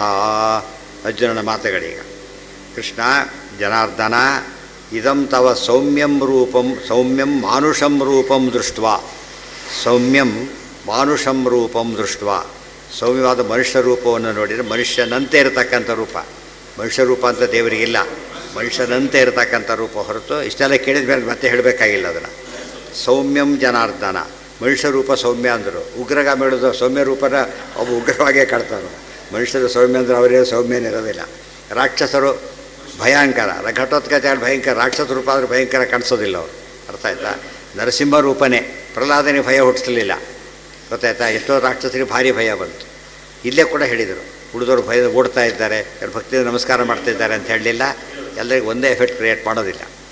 ದೃಷ್ಟ್ವೇದಂ ಮಾನುಷಂ ರೂಪಂ ತವ ಸೌಮ್ಯಂ ಜನಾರ್ದನ ಕಿಂಚಿನ್ ಮನುಷ್ಯವ ದೃಶ್ಯಮಾನತ್ವಾತ್ ಮಾನುಷಂ. ಮನುಷ್ಯ ರೂಪದಂತೆ ಕಾಣ್ತಿರೋದ್ರಿಂದ ಹೇಳ್ತಾನೆ ಹೊರತು ನಿಜವಾಗ್ಲೂ ಮನುಷ್ಯ ರೂಪ ಅಲ್ಲ. ಮನುಷ್ಯ ರೂಪ ಅಂತ ತಿಳ್ಕೊಳ್ಬಾರ್ದು ಅಂತ ಮತ್ತೆ ಹೇಳಿಬಿಟ್ಟಿದ್ದಾನೆ. ಎಲ್ಲಿ? ಇದೇ ಗೀತೆಯೊಳಗೆ. ಅವಜಾನಂತಿ ಮಾಮೂಢಾ ಮಾನುಷೀಂ ತನುಮಾಶ್ರಿತ. ಮೂರ್ಖರ ತಿಳ್ಕೊಳ್ತಾರೆ ಹೊರತು ನಿಜವಾಗಲೂ ಮನುಷ್ಯ ರೂಪ ಅಲ್ಲ, ಅದು ಜ್ಞಾನಾನಂದಮಯವಾದ ರೂಪನೇ ಆಗಿದೆ. ಅಷ್ಟು ಹೇಳಿದ ಮೇಲೆ ಈಗ ತಾತ್ಪರ್ಯನೂ ಮುಗಿತು. ಅದಕ್ಕೆ ಇನ್ನೊಂದು ಸ್ವಲ್ಪ ತಾತ್ಪರ್ಯ ಇದೆ, ಭಾಷೆ ಏನಿಲ್ಲ. ಸುದುರ್ದರ್ಶಮಿದಂ ರೂಪಂ ದುಷ್ಟ ಆಗೇನು ಅರ್ಜುನ ಹೇಳ್ತಾನೆ. ಮಾನುಷಂ ರೂಪಂ ಇದಾನೀಮಸ್ಮಿ ಸಂವೃತ್ತಃ ಸಚೇತಃ ಪ್ರಕೃತಿಂಗತ. ಹಬ್ಬ ನಾನು ಮೊದಲ ರೀತಿ ಆಗಿಬಿಟ್ಟೆ ಈಗ ಅಂತ ಹೇಳ್ತಾನೆ. ಆ ರೂಪ ನೋಡಿದ್ದಕ್ಕೆ ಏನಾಯ್ತು? ಈಗ ಪೂರ್ತಿ ಸಮಾಧಾನ ಆಯಿತು. ಅರ್ಜುನಲ್ಲಿ ವ್ಯತ್ಯಾಸ ಇದೆ, ಕೃಷ್ಣನಲ್ಲಿ ವ್ಯತ್ಯಾಸ ಇಲ್ಲ, ಸೂರ್ಯನಲ್ಲಿ ವ್ಯತ್ಯಾಸ ಇಲ್ಲ. ನಮ್ಮ ದೃಷ್ಟಿಯಲ್ಲಿ ವ್ಯತ್ಯಾಸ ಕಾಣುತ್ತೆ, ಕೆಂಪು ಹಾಗೆ ಹೇಗೆಲ್ಲ ಕಾಣುತ್ತೆ. ಸೂರ್ಯನಲ್ಲಿ ಒಂದೇ ರೀತಿ ಇರ್ತಾನೆ. ಸೊ ದೇವರಲ್ಲಿ ವ್ಯತ್ಯಾಸ ಇಲ್ಲ, ನಮ್ಮಲ್ಲಿ ವ್ಯತ್ಯಾಸ ಇದೆ. ಅರ್ಜುನನಲ್ಲೇ, ಬೇರೆಯವರಿಗೂ ಅರ್ಜುನ ವ್ಯತ್ಯಾಸ ಇದೆ, ಅರ್ಜುನನಲ್ಲೇ ವ್ಯತ್ಯಾಸ ಇದೆ. ವಿಶ್ವರೂಪ ನೋಡಬೇಕಾಗಿದ್ದ ರೀತಿ ಬೇರೆ, ಈ ರೀತಿ ನೋಡೋಗಿದ್ದ ರೀತಿ ಬೇರೆ. ಸುದುರ್ದರ್ಶವಿದಂ ರೂಪಂ ಪ್ರಕೃತಿ ಮಂದ್ರೇನೀಗ ನನ್ನ ಸ್ವಭಾವ. ಅದಕ್ಕೆ ಪ್ರಕೃತಿಂಗತಃ. ಪ್ರಕೃತಿ ಹೇಗಿದೆ ಅಂತ ಮಾತಾಡ್ತಾರೆ, ಗೊತ್ತಲ್ಲ? ಪ್ರಕೃತಿ ಹೇಗಿದೆ ಈಗ ಅಂದರೆ ಏನರ್ಥ? ದೇಹಸ್ಥಿತಿ ಹೇಗಿದೆ ಅಂತ ಅರ್ಥ. ಪ್ರಕೃತಿ ಸ್ವಾಸ್ಥ್ಯವನ್ನು ಹೊಂದಿದ್ದೇನೆ. ಇಲ್ಲಿ ಪ್ರಕೃತಿ ಶಬ್ದಕ್ಕೆ ಏನಂತ ಅರ್ಥ ಮಾಡಬಾರ್ದು? ಮೂಲ ಜಡ ಪ್ರಕೃತಿ ಹಾಗೆ ಹೇಗೆ ಅಂತ ಅರ್ಥ ಮಾಡಬಾರ್ದು. ಸುದುರ್ದರ್ಶವಿದಂ ರೂಪಂ ದೃಷ್ಟವಾನಸಿ ಯನ್ಮಮ ದೇವಾಪ್ಯಸ್ಯ ರೂಪಸ್ಯ ನಿತ್ಯಂ ದರ್ಶನಕಾಂಕ್ಷಿಣಃ. ಸುದುರ್ದರ್ಶಮಿದಂ ರೂಪಂ ದೃಷ್ಟಮಾನಸಿ ಯನ್ಮಮ ದೇವಾ ಅಪಿ ಅಸ್ಯ ರೂಪಸ್ಯ ನಿತ್ಯಂ ದರ್ಶನ ಕಾಂಕ್ಷಿಣಃ. ಇದು ಎಂಥ ರೂಪ ಗೊತ್ತಾ? ದುರ್ದರ್ಶ, ಸುದುರ್ದರ್ಶ, ನೋಡ್ಲಿಕ್ಕೆ ಭಾರಿ ಕಠಿಣವಾದಂಥ ರೂಪ ಇದು. ಇಂಥ ಚಾನ್ಸ್ ಎಲ್ಲರಿಗೂ ಸಿಗೋದಿಲ್ಲ ಅಂತ ಅರ್ಥ. ದೃಷ್ಟವಾನಸಿ ಯನ್ಮಮ ದೇವಾಪಿ ಅಸ್ಯ ರೂಪಸ್ಯ ನಿತ್ಯಂ ದರ್ಶನ ಕಾಂಕ್ಷಿಣಃ. ದೇವತೆಗಳು ಕೂಡ ಈ ರೂಪವನ್ನು ನೋಡಬೇಕು ಅಂತ ಸದಾ ಬಯಸ್ತಾ ಇರ್ತಾರೆ. ಅಂಥ ರೂಪ ನೀನು ಕಂಡಿದ್ದೆ ಅಂಥೇಳಿ ಅದನ್ನು ವಿಷಯ ಕೆಲವೆಲ್ಲ ಏನು ಚಾನ್ಸ್ ಸಿಕ್ಬಿಟ್ರೆ ಭಾರಿ ವೆರಿ ಲೆಕ್ಕಿ ಅಂತ ಕರೆಯೋದಿಲ್ಲ. ಆ ರೀತಿಯಲ್ಲಿ ಅದು ಅನ್ಎಕ್ಸ್ಪೆಕ್ಟೆಡ್ಡು, ಸಾಮಾನ್ಯ ಸಿಗೋದಲ್ಲ. ಸಿಕ್ಬಿಡ್ತು, ಭಾರಿ ಚೆನ್ನಾಗಿ ಸುಲಭವಾಗಿ ಸಿಕ್ತು, ಅವಾಗ ಭಾರಿ ಸಂತೋಷ ಪಡ್ತಾರಲ್ಲ, ಆ ರೀತಿ ಹೇಳ್ತಾರೆ. ಇದು ಸಾಮಾನ್ಯ ರೂಪ ಅಲ್ಲ, ನೀನು ನೋಡಿದ್ದು ವಿಶೇಷವಾಗಿ ದೇವತೆಗಳ ರೂಪ ಅಂದರೆ ನೀನು ದೇವತೆ ಅದಕ್ಕೆ ನೋಡಿದ್ದಿ ಅಂತಲೂ ಅರ್ಥ. ಯೇ ದರ್ಶನಕಾಂಕ್ಷಿಣಃ ತೈರಪಿ ಇದಾನೀಂ ದೃಷ್ಟಂ ಪ್ರಾಯ. ಇದರ ಅರ್ಥ ಏನು ಅಂದರೆ ದರ್ಶನ ನೋಡೋಕೆ ಮಾಡಬೇಕು ಅಂತ ಅಪೇಕ್ಷೆ ಇತ್ತಲ್ಲ, ಅವರಿಗೂ ಕೂಡ ಏನಾಯ್ತು ಈಗ ಅವರ ಅಪೇಕ್ಷೆ ಈಡೇರಿತು. ಇದರಿಂದ ಏನಾಯ್ತು ಈಗ ವಿಶ್ವರೂಪ ತೋರಿಸ್ಬೇಕಾದ್ರೆ ದೇವರಿಗೆ ಎರಡು ಉದ್ದೇಶ ಇದೆ. ಅರ್ಜುನಿಗೆ ತೋರಿಸೋದು ಅಷ್ಟೇ ಅಲ್ಲ, ನೋಡಲಿಕ್ಕೆ ಅಂತ ಯಾರ್ಯಾರ ಅಪೇಕ್ಷೆ ಇತ್ತು ಅವರೆಲ್ಲರಿಗೂ ಚಾನ್ಸ್ ಈಗ. ಬರೋರೆಲ್ಲ ಬಂದುಬಿಡಿ, ನೀಗಲೇ ನೋಡಿಬಿಡಿ ಅಂತಾರಲ್ಲ, ಆ ರೀತಿ ಮಾಡಿದ್ರಿಂದ ವಿಶ್ವರೂಪ ದರ್ಶನ ಆ ಬ್ಯಾಚ್ ಏನಿದ್ರು ನೋಡೋದಕ್ಕೆ ಅವರಿಗೆಲ್ಲ ಸಿಕ್ಕ ಚಾನ್ಸ್ ಇದೆ. ರಾಮದೇವರು ಕರೆದ್ರು, ಸಮಾಯಾತ ಮೋಕ್ಷ ಆ ಬ್ಯಾಚ್ ಸಿಕ್ಕ ಬಿದ್ದೋದು, ಬೇರೆಯವ್ರಿಗೆ ಆ ಚಾನ್ಸ್ ಇಲ್ಲ. ಅದು ಆ ಕಾಲಕ್ಕೆ ಮಾತ್ರ ಸಿಕ್ಕ ಚಾನ್ಸ್. ಇದಕ್ಕೆ ವಿಶ್ವರೂಪ ನೋಡೋ ಚಾನ್ಸ್ ಕೂಡ ಆ ಕಾಲಕ್ಕೆ ಮಾತ್ರ ಸಿಕ್ಕ ಚಾನ್ಸ್, ಬೇರೆಯವರಿಗೆಲ್ಲ ಆ ಟೈಮಿನಲ್ಲಿ. ಅವ್ರು ಆ ಪುಣ್ಯ ಮಾಡಿ ಬಂದಿರಬೇಕು, ಎಲ್ಲ ಯೋಗ ಕೂಡಿರಬೇಕಾಗ. ಮತ್ತೆ ಆ ಕೆಲಸ ನಮಗೆ ಅನಿಸುತ್ತೆ ಯುನಿಕ್ ಅದಷ್ಟೇ, ಮತ್ತೆ ಅಂಥ ಚಾನ್ಸ್ ಸಿಗೋದೇ ಇಲ್ಲ. ನಾಹಂ ವೇದೈರ್ನ ತಪಸ ನದಾನೇನ ನ ಸೇಜ್ಯಯ ಶಕ್ಯಯೇ ವಿಧೋ ದ್ರಷ್ಟುಂ ದೃಷ್ಟವಾನಸಿ ಮಾಂ ಯಥಾ. ಮಾಂ ತ್ವಂ ಯಥಾ ದೃಷ್ಟಮಾನಸಿ, ನೀನು ನನ್ನನ್ನು ಯಾವ ರೀತಿ ನೋಡಿದ್ದೀಯಲ್ಲ, ಏವಂ ವಿಧ ಇಂಥ ನನ್ನನ್ನು ನೋಡೋದಕ್ಕೆ ಬೇರೆದರಿಂದ ಸಾಧ್ಯ ಇಲ್ಲ. ವೇದಗಳಿಂದ ನಾಹಂ ವೇದೈಹಿ ನೋಡೋದಕ್ಕೆ ಏನನ್ನಿಸುತ್ತೆ, ಯಾಕೆ ಬಹುವಚನ ಉಪಯೋಗಿಸಿದ? ಹಿಂದೆ ಹೇಳಿದ್ದೆ ಯಾವ ರೀತಿ ಬೇರೆ ರೀತಿ ಹೇಳ್ತಾನೆ. ಈಗ ನಾ ವೇದಾಧ್ಯಯನ ಹಿಂದೆ ಹೇಳ್ಬೇಕಾದ್ರೆ ಏನಂತ ಹೇಳಿದ, ನಾ ವೇದ ಯಜ್ಞ ಅಧ್ಯಯನೈಹಿ ನದಾಯಿ ಅಂತ ಹೇಳಿದ್ದೆ. ಅದನ್ನು ಬಿಡ್ತಾ ಬೇರೆ ಹೇಳ್ತಾ ಹೇಳ್ತಾನೆ. ಸ್ವಾರಸ್ಯ ಇದೆ ಇಲ್ಲಿ. ಅಲ್ಲಿ ಹೇಗೆ ಬಿಡಿಸ್ಬೇಕು ಅಂತ ತೋರಿಸ್ತಾನೆ. ನಾಹಂ ವೇದೇನ ಅಂತ ಹೇಳಲಿಲ್ಲ, ನಾಹಂ ವೇದೈಹಿ ಅಂತ ಹೇಳಿದ. ಹಾಗಂದ್ರೆ ಅರ್ಥ ಏನು? ವೇದೇನ ಒಂದೆರಡು ವೇದ ಓದಿದರೆ ಸಿಗೋದಿಲ್ಲ ಅಲ್ಲ, ಎಲ್ಲ ವೇದ ಓದಿದರೂ ಸಿಗೋದಿಲ್ಲ. ವೇದೈಹಿ ಬಹುವಚನ, ಬಹು ಪೂರ್ಣತಾಯ, ಎರಡು ಎಷ್ಟು ಪೂರ್ತಿ ಓದಿದರೂ ಕೂಡ ಅದು ಏನಾಗೋದಿಲ್ಲ, ನಾನು ಹೀಗೆಲ್ಲ ಸಿಗೋದಿಲ್ಲ.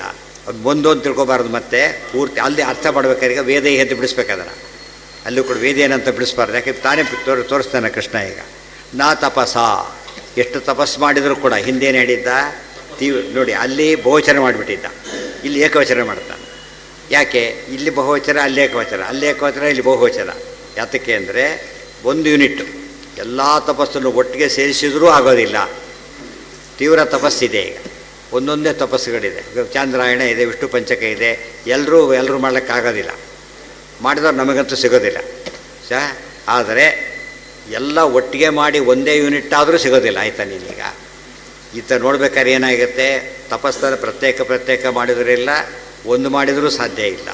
ನಚ ಇಜ್ಜಯ ಅಂದರೆ ಯಜ್ಞ, ಎಷ್ಟು ಯಜ್ಞ ಮಾಡಿದರೂ ನಾನು ಸಿಗೋದಿಲ್ಲ.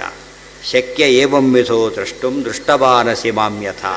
ನೋಡೋದಕ್ಕೆ ಏನು ಅನಿಸುತ್ತೆ ಇದು? ಹಾಗಿದ್ದರೆ ವೇದಗಳು ವೇಸ್ಟು, ತಪಸ್ಸು ವೇಸ್ಟು, ದಾನ ವೇಸ್ಟು ಅಂತೇಳಿ ಅಲ್ಲ.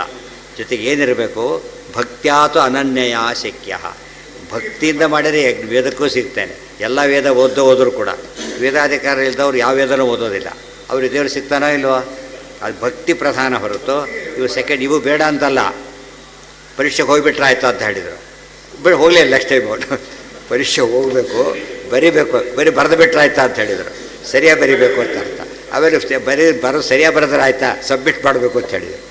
ಅವೆಲ್ಲ ಅಂಡರ್ಸ್ಟುಡ್. ಒಂದು ಸ್ಟೆಪ್ನಲ್ಲಿ ಹೇಳಿದಾಗ ಅದು ವೇಸ್ಟು ಅಂಥೇಳಿ ಇನ್ನೂ ಮುಂದೆ ಸ್ಟೆಪ್ ಇದೆ ಅಂತ ಅರ್ಥ.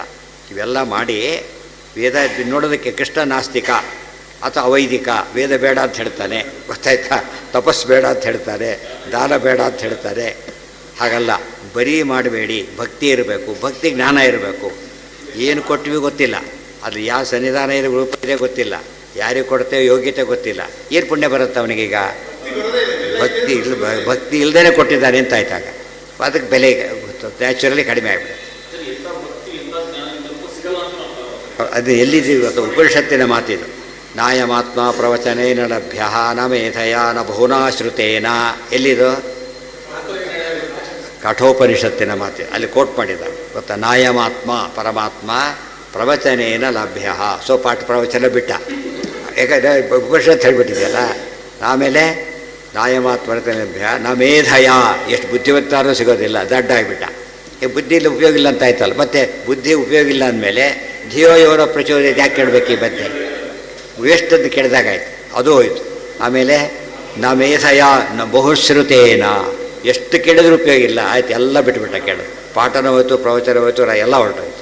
ಹಾಗಲ್ಲ, ಅದೆಲ್ಲ ಮಾಡು, ಭಕ್ತಿಯಿಂದ ಮಾಡು ಅಂತೇಳಿ. ಕ್ಲಾಸಲ್ಲಿ ಕೊಡೋದು ಸುಮ್ಮನೆ ಕೂತ್ಕೊಂಡ ಹೋಗಿ ಎಲ್ಲೋ ನೋಡ್ತಾ ಕೂತ್ಕೊಂಡು ಏನು ಉಪಯೋಗ?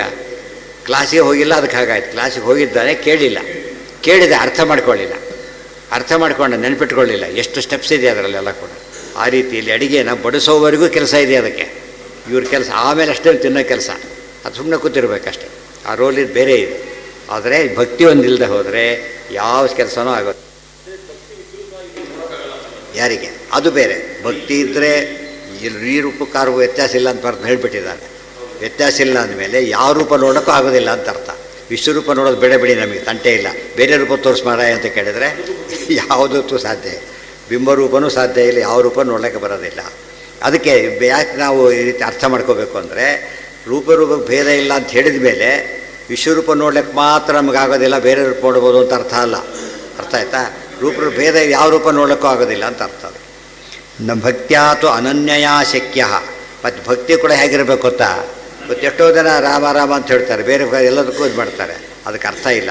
ಅನನ್ಯ ಭಕ್ತಿ ಆಗಬೇಕು, ಸರ್ವೋತ್ತಮ ಇವನೊಬ್ಬನೇ, ಆ ಜ್ಞಾನ ಇರಬೇಕು. ಅದಿಲ್ಲದೆ ಹೋದರೆ ಎಷ್ಟೋ ಜನ ರಾಯರ ಗುಡಿಗೆ ಹೋಗ್ತಾರೆ, ಇನ್ನೊಂದು ಗುಡಿ ಊದಕ್ಕೆ ಹೋಗ್ತಾರೆ, ಕಾಂಪ್ಲೆಕ್ಸ್ ಎಲ್ಲದಕ್ಕೂ ನಮಸ್ಕಾರ ಬಂದುಬಿಡ್ತಾರೆ. ಯಾರು ಒಬ್ಬರವರಿಂದ ಕೆಲಸ ಆಗಲಿ ಅಂತೇಳಿ ಸರಿಯಲ್ಲ. ಅನನ್ಯ ಭಕ್ತಿ ಇರಬೇಕು. ಹೋಗಲೇಬೇಕು, ಹೋಗೋದ್ರ ಬಗ್ಗೆ ಹೋಗಲೇಬೇಕಿಲ್ಲ ಕೂಡ. ನಿಷಿದ್ಧ ಪದ ಕೆಲಸಕ್ಕೆ ಹೋದ್ರೆ ಏನು ಉಪಯೋಗ? ಎಲ್ಲ ಕಡೆ ಇದ್ದಾರೆ ಅಂಥೇಳಿ ಎಲ್ಲ ಕಡೆ ಹೋಗೋಕ್ಕಾಗತ್ತಾ? ಯಾರು ತಿಳ್ಕೋಬೇಕಷ್ಟೇ ಹೊರತು ಸನ್ನಿಧಾನ ಇತ್ಯಾದಿಗಳು ವೇರಿ ಆಗುತ್ತೆ. ಇಲ್ಲಿ ಕರೆಂಟ್ ಉದ್ದಕ್ಕೆ ಎಲ್ಲಿ ಬೇಕಾದ್ರೆ ಇದಕ್ಕಿಂತ ಓಪನ್ ಮಾಡೋಕ್ಕೆ ಬರೋಲ್ಲ. ಏನು ಬೇಕು ಅದಕ್ಕೆ? ಆ ಪಾಯಿಂಟ್ ಇಲ್ಲದೆ ಹೊರಗೆ ಕೊಡ್ಲಿಕ್ಕೆ ಬರೋದಿಲ್ಲ. ಕನೆಕ್ಟೆಡ್ ಸ್ವಿಚ್ ಹಾಕಬೇಕು, ಅದಕ್ಕೆಲ್ಲ ವ್ಯವಸ್ಥೆ ಇರಬೇಕು. ಅದು ಇರೋದು ನಿಜ, ಕರೆಂಟಲ್ಲಿ ವೈರ ಕರೆಂಟ್ ಇರೋದು ನಿಜ ಅಂಥೇಳಿ ಹೇಳ್ದಲ್ಲೆಲ್ಲ ಮಾಡಬಹುದು. ಸ್ವಿಚ್ ಹಾಕೋದವ್ರ ಪಜಿತ ಆಗುತ್ತೆ. ನಾಹಂ ವೇದೇ ನ ತಪಸ ನದ, ಇದರಿಂದ ತಪಸ್ಸು ಮಾಡಬೇಕು, ವೇದ ಓದಬೇಕು, ದಾನ ಎಲ್ಲದನ್ನೂ ಮಾಡಬೇಕು. ನೋಡಿ, ದಾನ ಜಾತಿ ಹೇಳ್ತಾರೆ, ಯಜ್ಞೋದಾನಂ ತಪಶ್ಚೈವ ಪಾವನಾನಿ, ಮೂರು ಮಾಡಲೇಬೇಕು ಎಲ್ಲರೂ ಕಂಪಲ್ಸರಿ. ಯಜ್ಞ, ದಾನ ಮತ್ತು ತಪಸ್ಸು ಅವ್ನು ಮಾಡಬೇಕು. ಭಕ್ತಿ ಇಲ್ಲದೆ ಮಾಡಬಾರ್ದು. ಕೆಲವರು ಬರೀ ATGಗೋಸ್ಕರ ಮಾಡ್ತಾರೆ, ATGಗೋಸ್ಕರನೇ. ಇಲ್ಲಾಂದರೆ ಕೊಡೋದು ಇದು ಇಲ್ಲ ಇಲ್ಲ. ATG ತೊಗೊಳ್ಳೋದು ತಪ್ಪು ಅಂತ ಹೇಳ್ತಾ ಇಲ್ಲಿ ಮಧ್ಯೆ. ಅರ್ಥ ಆಯ್ತಾ ನಿಮಗೆ? ತೊಗೊಳ್ಳೋದು ತಪ್ಪಲ್ಲ, ಉದ್ದೇಶನೇ ಅದಾಗಬಾರ್ದು. ಗೊತ್ತಾಯ್ತಿಲ್ಲ. ಯಾರ ಕೇಳಪ್ಪ ATG ಯಾರಿಗಿದೆ ಅಂತ ಕೇಳಿದ, ಯಾವುದೋ ಒಬ್ರಿಗಿತ್ತು, ಅವ್ರು ಯಾವುದಕ್ಕೂ ಉಪಯೋಗಿಸ್ತಾನೆ, ಅದಕ್ಕೆ ಕೊಡಬೇಕು ಇವನು? ATG ಬಂದರೆ ಸಾಕಲ್ಲ, ಪ್ರಧಾನವಾಗಿ ಅದು ದೇವ್ರ ಪ್ರೀತಿ ಆಗಬೇಕು. ಇದು ಬಂದರೆ ಸೈಡ್ ಎಫೆಕ್ಟ್ ಇದ್ದಾಗ. ಬೂದಿಗೋಸ್ಕರನೇ ಫೈಲ್ ಉಳಿಸೋಕ್ಕಾಗತ್ತಾ? ಬೂದಿ ಬೇಕು, ಪಾತ್ರೆಗಳೊಳಗೆ ಬರುತ್ತೆ ಅಂತ ಅದಕ್ಕೂ ಸುಟ್ಟು ಬೂದಿ ಮಾಡ್ತಾ ಕೊಡೋದಿಲ್ಲ.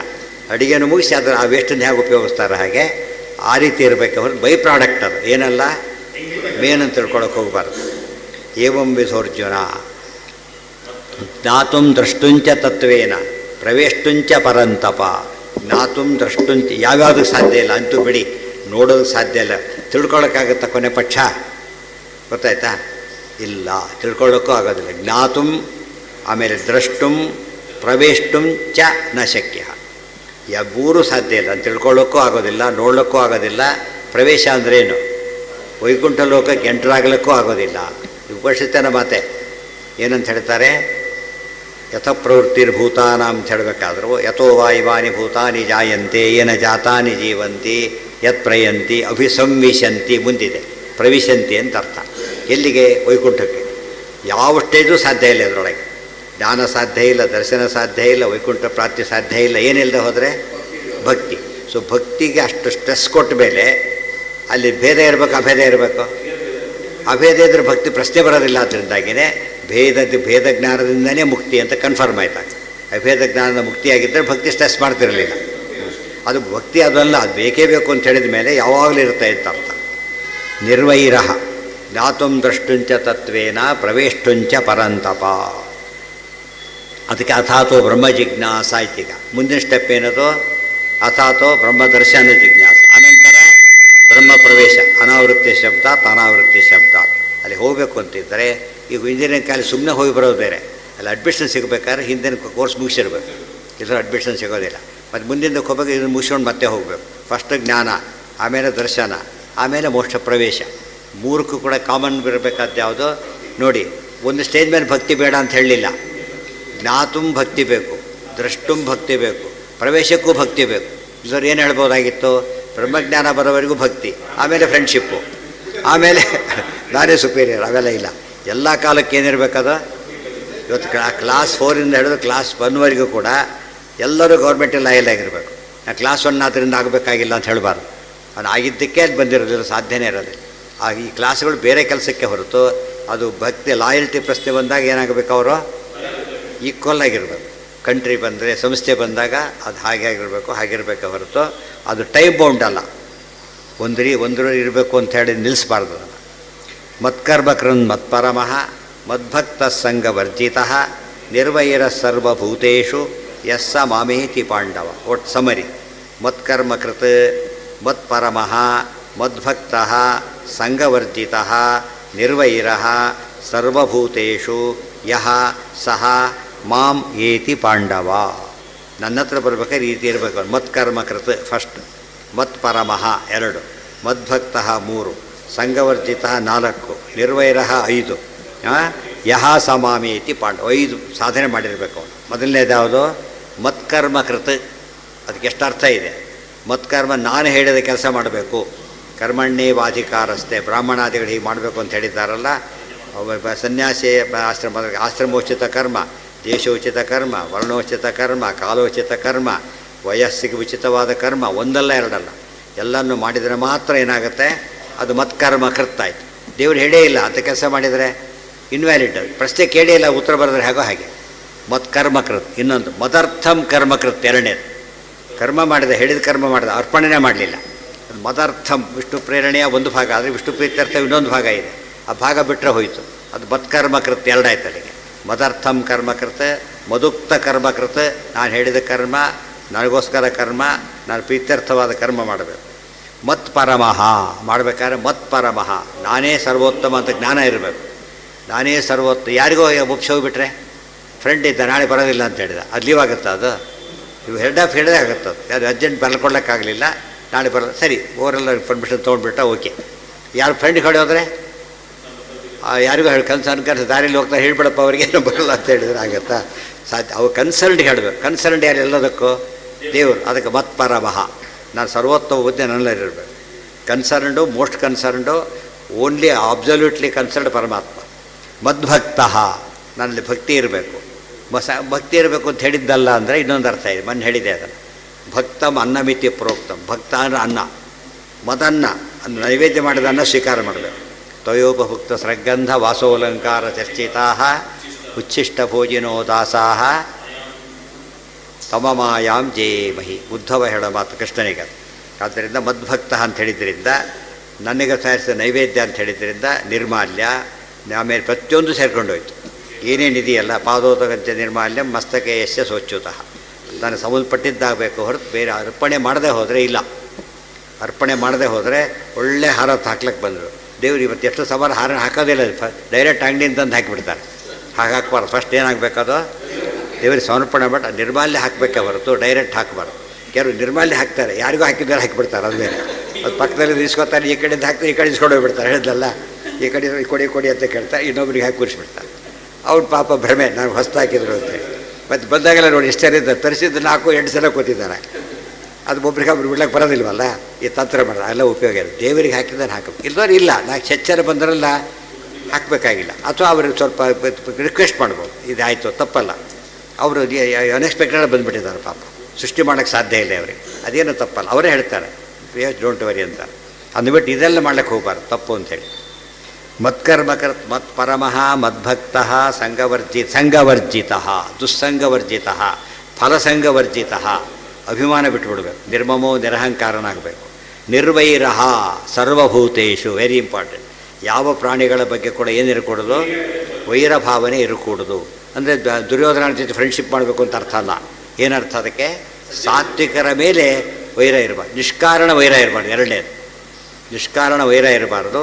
ಸಜ್ಜನರ ಮೇಲೆ ವೈರ ಮಾಡಲೇಬಾರ್ದು. ಯಾವುದೋ ಕಾರಣಕ್ಕೆ ವೈರ ಮಾಡೋ ಪ್ರಸಂಗ ಬಂದರೂ ಕೂಡ ತತ್ವಕ್ಕೆ ಕನೆಕ್ಟ್ ಆಗದೆ ಹೋದರೆ, ತತ್ವಕ್ಕೆ ಕನೆಕ್ಟ್ ಆದರೆ ಮಾಡಬೇಕು, ಬೇರೆ ದಾರಿ ಇಲ್ಲ. ಆಚಾರ್ಯ ಹೇಳ್ತಾರೆ, ಅವ ಬಿಟ್ಬಿಡಿ, ಏನು ತಪ್ಪಲ್ಲ ಅಂತ ಹೇಳ್ತಾರೆ. ನಿಮ್ಮ ಗುರುಗಳೇ ಆಗಿರಬಹುದು. ಅವರು ದೊಡ್ಡವರಿಗೆ ದ್ರೋಹ ಮಾಡಿದರೆ ಆಚಾರ್ಯ ಗೀತಾರ್ಥ ಬಂದು ಬರುತ್ತೆ. ಸಂತ್ಯಾಜ್ಯ ತದುತ್ತಮ ವಿರೋದ್ಧಾರ ಸಂತ್ಯಾಜ್ಯ ಗುರವೋಪಿತು. ತಮ್ಮ ಗುರುಗಳೇ ಆದರೂ ಕೂಡ ಅವರು ಗುರುಗಳಿಗೆ ದ್ರೋಹ ಮಾಡಿದರೆ ಇವ್ರನ್ನ ಬಿಟ್ಟುಬಿಡಿ ಅಂತ ಹೇಳ್ಬಿಡ್ತಾರೆ. ಅಷ್ಟು ಆಚಾರ್ಯ ಹೇಳಿದ ಮಾತು 18ನೇ ಅಧ್ಯಾಯದಲ್ಲಿ ಬರುತ್ತೆ. ಆದರೆ ಪ್ರಿನ್ಸಿಪಲಿ ಅಪೋಸ್ ಆದರೆ ಬೇರೆ, ವೈಯಕ್ತಿಕವಾಗಿ ದ್ವೇಷ ಮಾಡೋಕ್ಕೆ ಹೋಗಬಾರ್ದು. ಇವತ್ತು ನಡೀತಿರೋದೆಲ್ಲ ಯಾವ ದ್ವೇಷ? ಅದು ಪ್ರಿನ್ಸಿಪಲ್ ಕಾನ್ಸೆಪ್ಟೇ ಇಲ್ಲ, ಇರೋದೇನು ಬರೀ ದ್ವೇಷ. ಅದು ತುಂಬ ಅಪಾಯಕರ. ಸರ್ವಭೂತೇಶು ಯಸ್ಸ ಮಾಮೇತಿ ಪಾಂಡವ ಅಂಥವು ನನ್ನ ಹತ್ರ ಬರ್ತಾನೆ. ಇವೆಲ್ಲ ಅಭ್ಯಾಸ. ಒಂದು ಶ್ಲೋಕದಲ್ಲಿ ಇಡೀ ಭಗವಂತನ ಹೋಗೋದಕ್ಕೆ ಉಪಾಯ ಒಂದೇ ಶ್ಲೋಕದಲ್ಲಿ ಬಂದ ಸಮ್ಮರಿ. ಮತ್ಕರ್ಮಕೃತ ಮತ್ಪರಮಃ ಮದ್ಭಕ್ತಃ ಸಂಗವರ್ಜಿತಃ ನಿರ್ವೈರಃ ಸರ್ವಭೂತೇಷು ಯಸ್ಸ ಮಾಮೇತಿ ಪಾಂಡವ ಇತಿ ಶ್ರೀಮದ್ಭಗವದ್ಗೀತಾಯಾಂ ಏಕಾದಶೋಧ್ಯಾಯ. ಶ್ರೀಮದ್ಭಗವದ್ಗೀತಾಸು ಉಪನಿಷತ್ತು ಬ್ರಹ್ಮವಿದ್ಯಾಯಾಂ ಯೋಗಶಾಸ್ತ್ರೇ ಕೃಷ್ಣಾರ್ಜುನ ಸಂವಾದೆ ಏನಂತ ಹೇಳಿದ್ರೆ ವಿಶ್ವರೂಪದ ಪ್ರದರ್ಶನ ಯೋಗೋ ನಾಮ ಏಕಾದಶೋಧ್ಯಾಯ ಅಂತ. ಅದಕ್ಕೆ ಏಕಾದಶ ಅಧ್ಯಾಯ. ಏಕಾದಶಿ ಮಾಡಿದರೆ ಏಕಾದಶೋಧ್ಯಾಯ. ದೇವರು ಕಾಡ್ಬೇಕಾದ್ರೆ ಪರಿಗೆ ಎಲ್ಲಿ ಹೋಗ್ಬೇಕದು? ಅತಿ ಮುಖ್ಯವಾದ ಭಕ್ತಿ ತೋರ್ಸೋಕ್ಕೆ ಏನು ಮಾಡಬೇಕೀಗ? ಒಬ್ಬರು ಲೇಟಾಯಿತು ಬರಲಿಲ್ಲ, ಕಾಯ್ಕೊಂಡು ಕೂತಿದ್ರು ಭಕ್ತಿ. ನೀವು ಬರಲಿಲ್ಲ, ಊಟ ಮುಗಿಸ್ಬಿಟ್ಟು ಬನ್ನಿ ಕೂಡಿ ಅಂತ ಏನಾಗುತ್ತಾಗ ಅರ್ಧಕ್ಕೆ ದೊಡ್ಡವರಾಗ್ಬಿಟ್ಟು ನಿಮ್ಗೆ ಊಟ ಆಯ್ತಾ? ಈಗ ನಮ್ಮದೆಲ್ಲ ಆಯ್ತು ಬಿಡಿ, ಏನು ಯೋಚನೆ ಮಾಡಬೇಡಿ, ನಿಮ್ಗೆ ಹಾಕ್ತೀವಿ ಅಂತ ಕೇಳಿದರೆ ಹೋಯ್ತಾರೆ. ಸಣ್ಣವ್ರು ಪರವಾಗಿಲ್ಲ, ಸಣ್ಣವ್ರು ನಮಗೋಸ್ಕರ ಕಾದಿರಿ ಅಂತಾರೆ. ಚಿಕ್ಕವ್ರು ಹೇಳಬೇಕು, ನಮಗೆ ಕಾಯಬೇಡಿ ಅಂತ ಹೇಳಬೇಕು. ಅವ್ರು ಫಸ್ಟ್ ಲೇಟ್ ಆಗುತ್ತೆ, ಕಾಯಬೇಡಿ. ದೊಡ್ಡವರಾದರೆ ಕಾಯಬೇಡಿ ಅವರು ಅನ್ನಬಾರದು. ಅಂದರೂ ಕೂಡ ಏನಾಗುತ್ತೆ ಅಲ್ಲಿಗೆ ವ್ಯವಸ್ಥೆ ಬೇರೆ ಮಾಡಿ, ನಿಮ್ಮದಾಗ ವ್ಯವಸ್ಥೆ ಬೇರೆ ಮಾಡಿಬಿಡಿ ಅಂತ. ಇವ್ರು ಮಾತ್ರ ಇಲ್ಲ, ಮಾಡೋದಿಲ್ಲ ಕಾಯ್ತೀವಿ ಅಂತಲೇ ಹೇಳ್ತಾರೆ. ಅದು ಕಾಯೋದು ಹೇಗೋ ಉಪವಾಸ ಕೂಡ ಹಾಗೆ. ದೇವರ ಅವತ್ತು ತೊಗೊಳ್ಬೇಡಿ ಅಂತ ಹೇಳಿದ್ಮೇಲೆ ಮತ್ತೆ ಕರ್ಮಕೃತ. ದೇವ್ರು ಹೇಳಿದ ಕೆಲಸ ಏನು? ಇವತ್ತು ತೊಗೋಬೇಡಿ, ಬೋದೋಯ್ತು, ಇವತ್ತಿಲ್ಲ. ನಾವು ಹಾಲಿಡೇಸ್ ಹೇಗೆ ಅಬ್ಸರ್ವ್ ಮಾಡ್ತೀವಲ್ಲ ಆ ರೀತಿ ಅಬ್ಸರ್ವ್ ಮಾಡೋದು. ಇವತ್ತು ತೊಗೋಬೇಡಿನೇ ತೊಗೋಬೇಡಿ. ಸರ್ವಭೂತೇಷು ಯಸ್ಸ ಮಾಮೇತಿ ಪಾಂಡವ ಇತಿ. ಅಲ್ಲಿ ಮುಗಿತು. ದ್ವಾದಶೋಧ್ಯಾಯ. ಏವಂ ಸಾಧನ ನಿರ್ಣಯೋ ಅತ್ರ ಏವಂ ಸತತಯುಕ್ತಾಯೇ ಭಕ್ತಾಸ್ತ್ವಾಂ ಪರ್ಯುಪಾಸತೆ ಏಚಾಪ್ಯಕ್ಷರಮವ್ಯಕ್ತಂ ತೇಷಾಂ ಕೇ ಯೋಗವಿತ್ತಮಾಹ. ಕೊನೆಯ ಅಧ್ಯಾಯ ಭಾರಿ ದೊಡ್ಡದು, 78 ಶ್ಲೋಕ. ಎರಡನೇದು 72 ಶ್ಲೋಕ. ಆಮೇಲೆ ದೊಡ್ಡದು 55 ಶ್ಲೋಕ ಇದೆ. ಗೊತ್ತಾಯ್ತಾ? ದೊಡ್ಡ ಅಧ್ಯಾಯ. ಮುಂದಿನ ಅದಕ್ಕೂ 18ರವರೆಗೆ ಎಲ್ಲ ಚಿಕ್ಕ ಚಿಕ್ಕ ಅಧ್ಯಾಯಗಳು. ಬೇಗ ಆಗಿಬಿಡುತ್ತೆ. ಅದಿಷ್ಟು ನಾಳೆ ಇರೋದಿಲ್ಲ, ನಾಡಿದ್ದರಿಂದ ಕಂಟಿನ್ಯೂ ಆಗುತ್ತೆ.